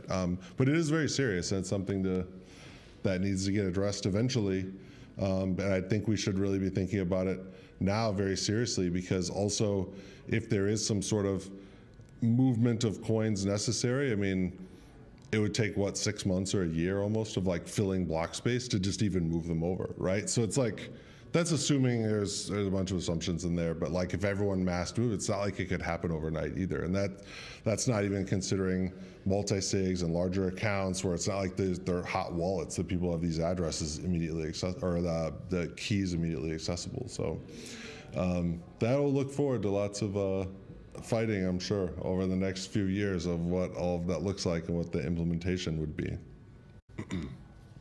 So I did talk to someone who's the Silicon Valley philosopher. His name might start with an N, but I'm not supposed to divulge stuff about private conversations. But I did try to throw this idea around of having a fork of Zcash with the Bitcoin UTXO set that's quantum resistant, and also proof of stake, or a hybrid of proof of work and proof of stake. The most common answer that I got is that you should not give a handout to people, like an airdrop, to people who are culturally adverse to the idea of airdrops. And they're gonna call it a shitcoin, and they're gonna resist even the existence of this, and say, well, this should not be around. It's horrible. It's an abomination. It's using quote unquote shitcoin tech. We don't want it. Bitcoin is just fine. So if you're gonna have to wrestle with this kind of attitude, maybe it's not worth it to pursue it, even though I think it has merit. And it'd actually be cool to make sense of this distribution with a network that's actually robust and has all the features that you would expect it to have. Yeah, I mean, you're always going to face that. I mean, one solution is that you can just obviously make it opt-in and claiming or validating, right? So it's not something where it's an airdrop or compatible. You need to opt into the system somehow. So if people don't want to be a part of it, they don't have to. That's kind of an easy approach, but you naturally want people to be excited about it, because you want critical mass, and you want adoption, you want support, and you want people to believe in it. So that's just probably the politics of all of this, right? It's SegWit 2x all over again. Yeah, and we all know how that one ended. It was sort of hopeful, but it started with XT. That was in 2015, and then we got Bitcoin Classic, which was Gavin and Mike Hearn. We got Bitcoin Unlimited, and then we got Segwit 2x, which was supposed to launch sometime in November of 2017, and it was canceled. And because of that news, it seems like the market rallied like a lot. And that's when we had the super bubble from 2017. And I'll never forget these days, especially the 29th of November, which is the first time when Bitcoin hit $10,000. I was so euphoric, and I was like, yeah, new paradigm. This is the future. The future is going to be so great because these nerds have a lot of money to invest into building stuff. The Lightning Network is going to be so great because of this, which did not turn out as expected.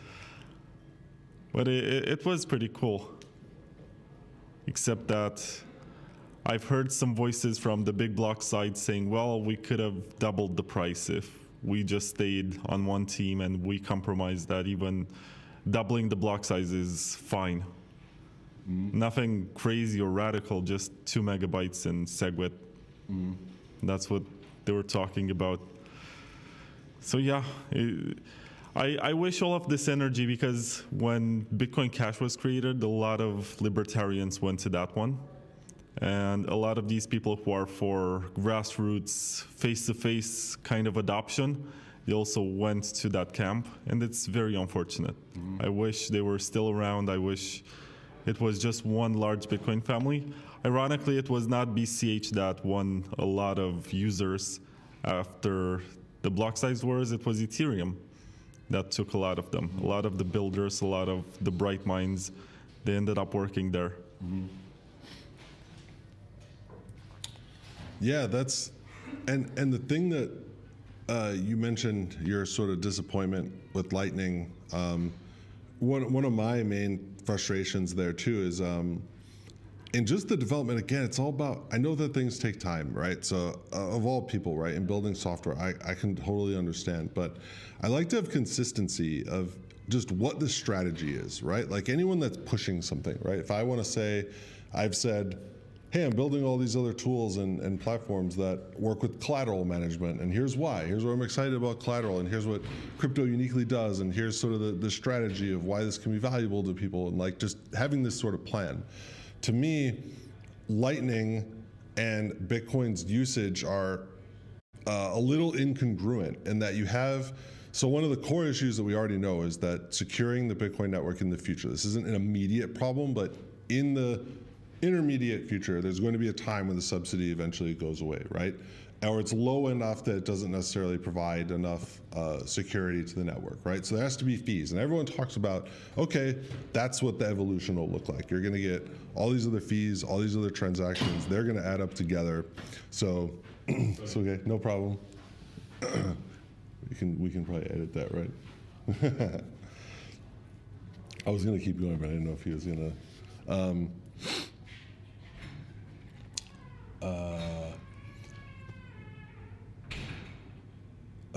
What was I saying about that? Oh, so I was saying how it's a little incongruent around Lightning and network security. Of we know that the block subsidy, it's going to go away eventually, right? Like this is an immediate problem, but it's going to happen. So that the idea always was like, oh, we're going to get all this usage, and eventually a fee model will supplant that. Okay, that like can make sense. That is a plausible outcome. But yet, at the same time, then you're saying, oh, well, we want to move all the transactions to layer 2 or a side chain, that we're gonna have really low transaction costs. So what does that mean then for the layer 1? Like, there's not gonna be a lot of fees there. So if you're saying now, we're gonna get all this activity, we're gonna push it to a low fee model, but then the core, it doesn't have fees, and then the subsidy goes away. Like, they're just not congruent. Like, what are you going to use this for and how? And no one's really using Lightning as it is anyway, but that's a whole nother conversation. But I just at least want some consistency of like, what are you really planning for? Like, what is just this mission statement of what do you want people to use this for, because if it's store of value, high fee transactions, low availability of block space, like you don't even want Lightning. It doesn't even make sense. Why are you even bothering with it? Like, why is it even a thing that you even bring it up? Or like, why do you even want other functionalities, right? Just ossify the thing and make it really expensive, and then maybe that could work. But there's still other problems of one, I think Lightning is very, very fundamentally flawed in that it's very, very challenging to keep the permissionless primitives on a layer 2 that Bitcoin provides, right? You see, even within Ethereum and its layer 2s, they're decentralized, but there's some centralizing elements to them, and that's just sort of how it would need to, like, to maintain the exact permissionlessness through the stack is like really, really hard, and that's what Lightning does, and I don't know how tenable it is. So, for instance, if we want to open a sidechain in a totally permissionless way, right? Either of us can then write the state of that channel back to the main chain at any time. So that now means that we need to constantly be monitoring the chain, both of us. Like, who's going to do that? No one, right? So that means now you need to run some service or pay someone to do it for you, and it's centralized now. So, okay, like, I'm just saying it's not quite as pure as, like, no one is going to do that. No one is going to be running their own service that they've now scripted and running themselves, and they're paying for to make sure that we don't cheat in this channel that we've set up, right? So it's just like the practicality of the usability. You also then run into the whole money transmitter issues of, like, any sort of network you build like this is going to end up in some sort of a hub and spoke model where if money, it's not going to be this topography of being totally decentralized, of all these routes are going to be the same amounts. There's going to be hubs for sure, right? And that's fine. But that's almost the very definition of what a money transmitter is across the world. And then some Bitcoiners will say, well, you can't stop it anyway, and like we can still run money through there. But sure, but you can just have any payment processor or bank or whatever say we can't accept money through this.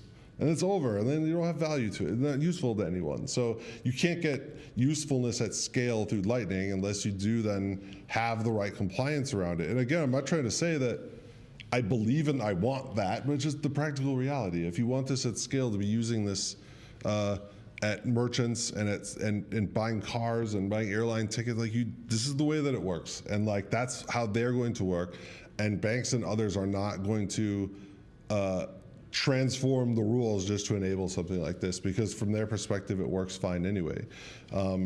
But perhaps more importantly, I've never been able to get around the griefing problem in Lightning. I fundamentally don't understand how it will ever work, because, I mean, you also then get like free option problems, but the griefing issue is really, for me, you can spam it and lock people's funds for a day, a week, or whatever it is by just using all these available channels. And like people have done much dumber things and less malicious things. And whenever there's a lot of money at play, people will do this, and there are going to be attacks, whether it's a pure attack or other financial motivation. I don't know how you ever stop that, because again, if you're replicating the permissionlessness into the HTLCs, right? That's what's going to happen. Like you're not going to be able to stop the griefing attacks. I just don't fundamentally know how you can. If there is, I would love for someone just to please message us and say, here's how. I'm not trying to say that I've researched the hell out of this and I know it's impossible. I would love to be shown like that I'm wrong, and I would drop that argument very quickly, but I don't philosophically know how that could happen. And then another major problem is when you look at Bitcoin and even a fee model. So let's say there was a really great paper on this. People can find it. It's online, I'm sure. It was by Princeton. They did a research project on the fee model mining. So if you take away that, so right now, when I talked earlier about settlement assurance, it's very predictable that a confirmation is worth some amount of money, right? So let's just say a block reward is 1 Bitcoin, right? That would mean every block has an economic value of, let's say, $100,000 or $90,000 or whatever. And so you add 5 blocks, you can multiply it by 5, you know what that, so if I'm doing a transaction for $200,000 and 5 blocks have taken place, there's no economic value in me trying to fork the chain to double spend that, right? It just doesn't make sense. We all know this, right? But when you take the subsidy away, now every block is different, and it depends on the amount of fees in those blocks. So let's say there's one block that has 1,000 times the amount of fees than all of the other blocks. Well, that's going to be almost the starting point. And so now there will be all this malicious activity to say, I'm going to double spend this, or I'm going to go, or not double spend, I'm going to go after these fees. I want the fees for myself. Therefore, I'm going to write the new chain, and I'm going to be trying to fork it at that point, so I get all these fees. So now it all of a sudden becomes block confirmations are not the same. They're all totally dynamic. The economic value of a confirmation fluctuates wildly at any given time, which is just a disaster for any sort of integrations or anyone using this stuff at scale. I mean, that's not how stuff ever work. So that's going to be complex. But they did, I mean, this is a really good paper where they did analysis of like trying to actually stop this and not have the chain just continuing to get forked and just all this selfish behavior, which will absolutely exist. They really couldn't think of a solution for this either, of like, how do you have a fee-based model in this competitive mining situation without the subsidy? It causes all sorts of other problems. And so I would love if some of the other fighting that's occurring, at least getting some sort of like unified strategy of what Bitcoin can look like, how it addresses, you know, not only just quantum, how the fee model can look like, and whether or not it happens, right? I'm not trying to say that like, oh, we're going to hold all this and it's 100% going to happen or it's not, but just a strategy of like a coherence of like, here's what it can look like, here's how it'll come together, this all makes sense, it's all supportive. And I just don't see that. And that's very frustrating to me. And I've been trying to build some of this in my mind too. So it's not like I'm just sitting on the sideline, although I don't really have a vote. But I just like to, you know, the thought experiment. That's where this all kind of went down this rabbit hole of thinking about these things and what makes sense and what should I try to be telling people and having them think about and as they design things, right? That's why I really try to support in working with people and just getting them to think about this and like what would be meaningful, not only developing it, but then sharing it with others and hopefully avoiding some of this other political conflict and having this message of why we want to do some of these things and rallying people around it rather than being adversarial, for people to just understand it, of like why we're doing something, why it's coming together, how it sort of makes sense across a lot of these levels. I would love to see some of that come together for Bitcoin.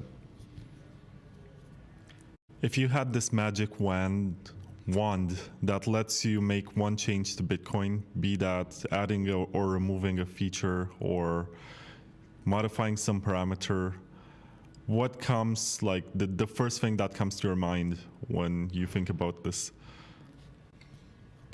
It's easy for me to still just be privacy. I think that's the number one thing where people think that it's private and it's not, and we all know this. I think it's just so limiting because if you want to use it as a financial instrument, and it's not to say that like I'm some crazy privacy advocate or I'm not, even though I firmly believe in the right to privacy.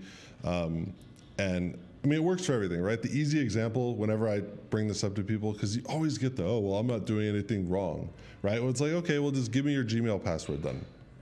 If you're not doing anything wrong, just I'll look through all of your emails. Is that cool? Like, no, that's all you have to do, right? And I think that goes a long way with people. It's like, okay, just give me access to everything that you do. Like, no one wants that to happen. It's the same thing with money. It's even more important because people will judge you. You're a security risk when they start knowing like you have all this money or you don't have, like whatever. It's none of their business. And I think that's a fundamental right. And so the privacy element I think is so critical. It's the same thing even with the Sailor and his DATs, right? He's like, I can't even disclose the addresses which ones we have because for OPSEC reasons, right? And whether that's true or not, you could see that that's still a real concern of where is everything, and if I move stuff around, if you want to be transparent, you can be, but I think having some the privacy element, I think, is just so critical for using it at scale at any sort of real payments vehicle. I think is just so absolutely critical because all historical payments throughout all of human history has functioned like that. So I think it would be a mistake to think that it will change, because we are the exact same wetware that we have been for thousands of years, and nothing has changed there. We still act the same, we think the same, we do the same dumb stuff. To think that now we have some radical change around how we perceive the usage of money, I just don't think that would happen. At this point, you have been in Bitcoin for 15 years, and you've seen quite a lot. And I want to ask you, where do you see the project in the next 15 years? And are you gonna stick around to observe how the project is growing from, the trenches? It is impossible to know. 15 years is like a lifetime. So even to guess what it can look like, man, it's almost impossible. But as long as the ideals are still there and we still have what I can use Bitcoin and other tech for, of having this more permissionless value, I'll be around for sure, right? And I'll be, whether it's Bitcoin or other projects that maintain that ethos and can be usable to people, I'm not going to be going anywhere. So I'm definitely in this for the long term. I found it much too valuable to people and the transformation. And not only that, this is one of the most, I think, compelling or interesting times, even if you were younger, right? So I'm just old now, so I'm useless, getting all old. But no, if you're, let's say, 15 years old, right, and you live in any country in the world, this is all open source. You can review everything. You can build on top of it. You have Discord communities. There's so much dialogue around this, like never ever before, for you to be able to learn how software would work and build on. There's never been a time like this in history where you can not only learn about something and this is not even counting vibe coding or anything else that's out there, just literally learn about what something is, how to then use it, and then if people help you, and it's all open source. Let's say you want to do something in Ethereum with a governance model. It's all there. It's all there. You don't have to invent anything. It literally all works for you. Pull this off the shelf. There you go. You want to do a staking contract? There you go. It's already here. You want to do a borrowing contract? It's here. All of this is literally there. So when you look at technology growth, it's almost like we have double compounding growth, because not only does technology grow by reusing the software that came before it, now you're getting open source, which you can now build even faster because you can reuse everything. And that's never happened in my lifetime, right? Everything was closed source. You couldn't just reuse everything that had already been developed by Google or Amazon, Facebook or YouTube, whatever, right? You can't do that. Whereas now you can, and there's now a community like never before of being able to gain access to things and having this ethos of participation. So that is so compelling, where how could I ever leave something like that, where there's always going to be opportunities to grow and make something valuable and useful for someone. And that's only getting bigger and bigger. And so yeah, there's always going to be an opportunity. I'd really like to see Bitcoin be a part of that. And to be honest, as all of my frustrations that I've talked about and said some of the negatives or limitations, the reality though is that Bitcoin has far surpassed anything that I could have remotely fathomed, and it is clearly winning in so many ways that, what is it, Peter Schiff, right?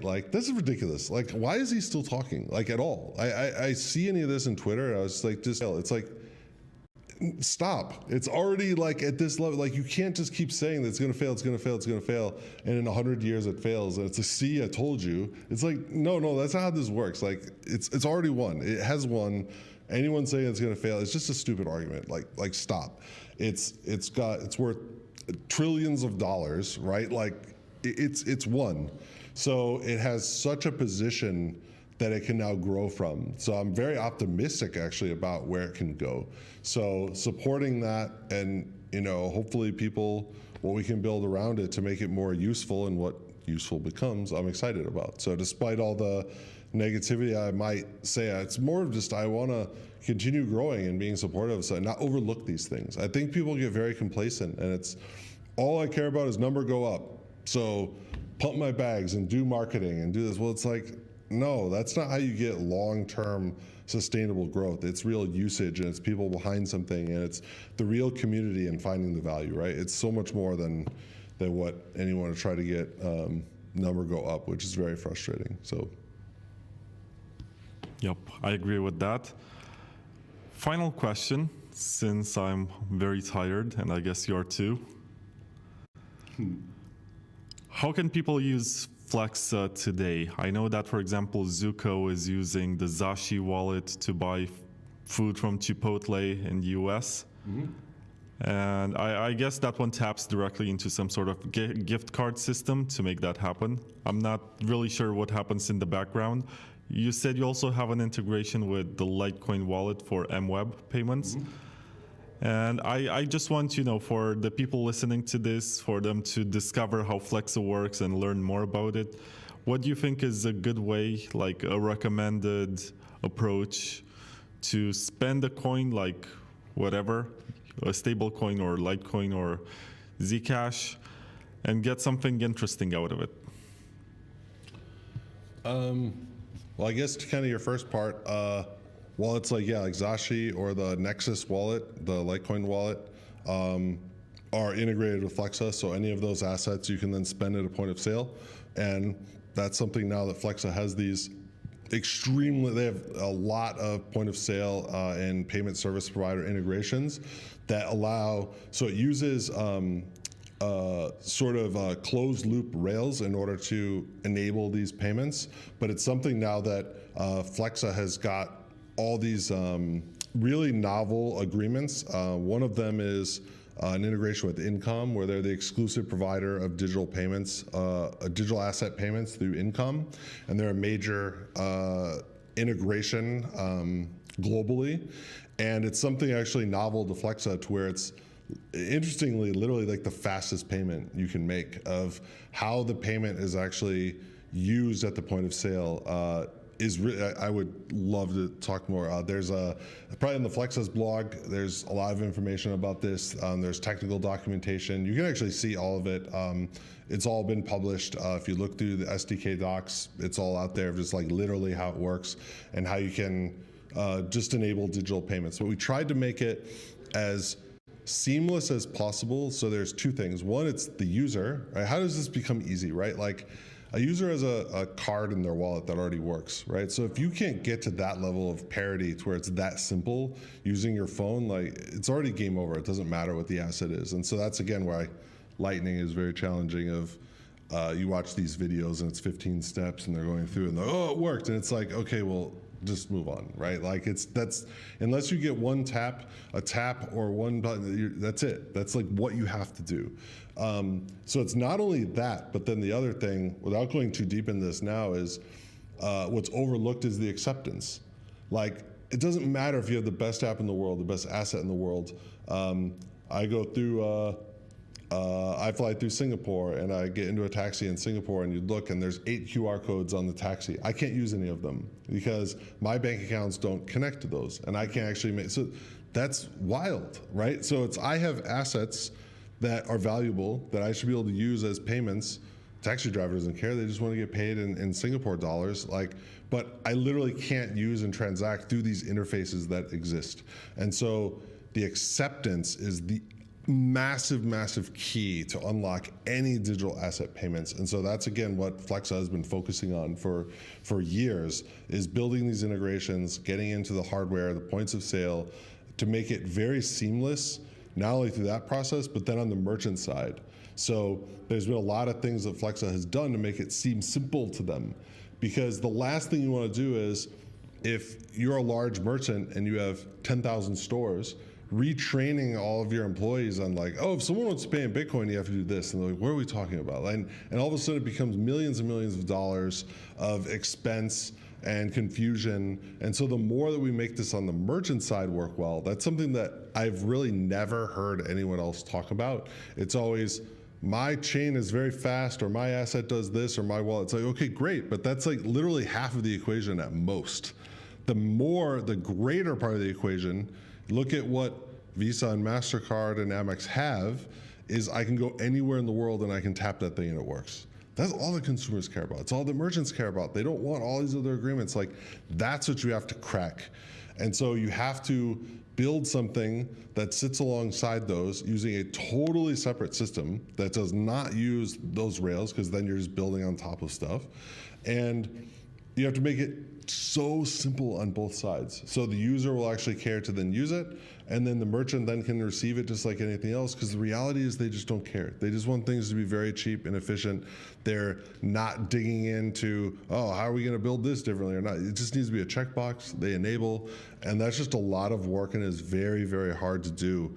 And it's overlooked, I think. And so those are the problems that I want to continue working on and support, whether it's just the underlying technologies and the assets themselves, but making them, again, usable. So I'll be there for that, for sure. Tyler Spalding, thank you very much.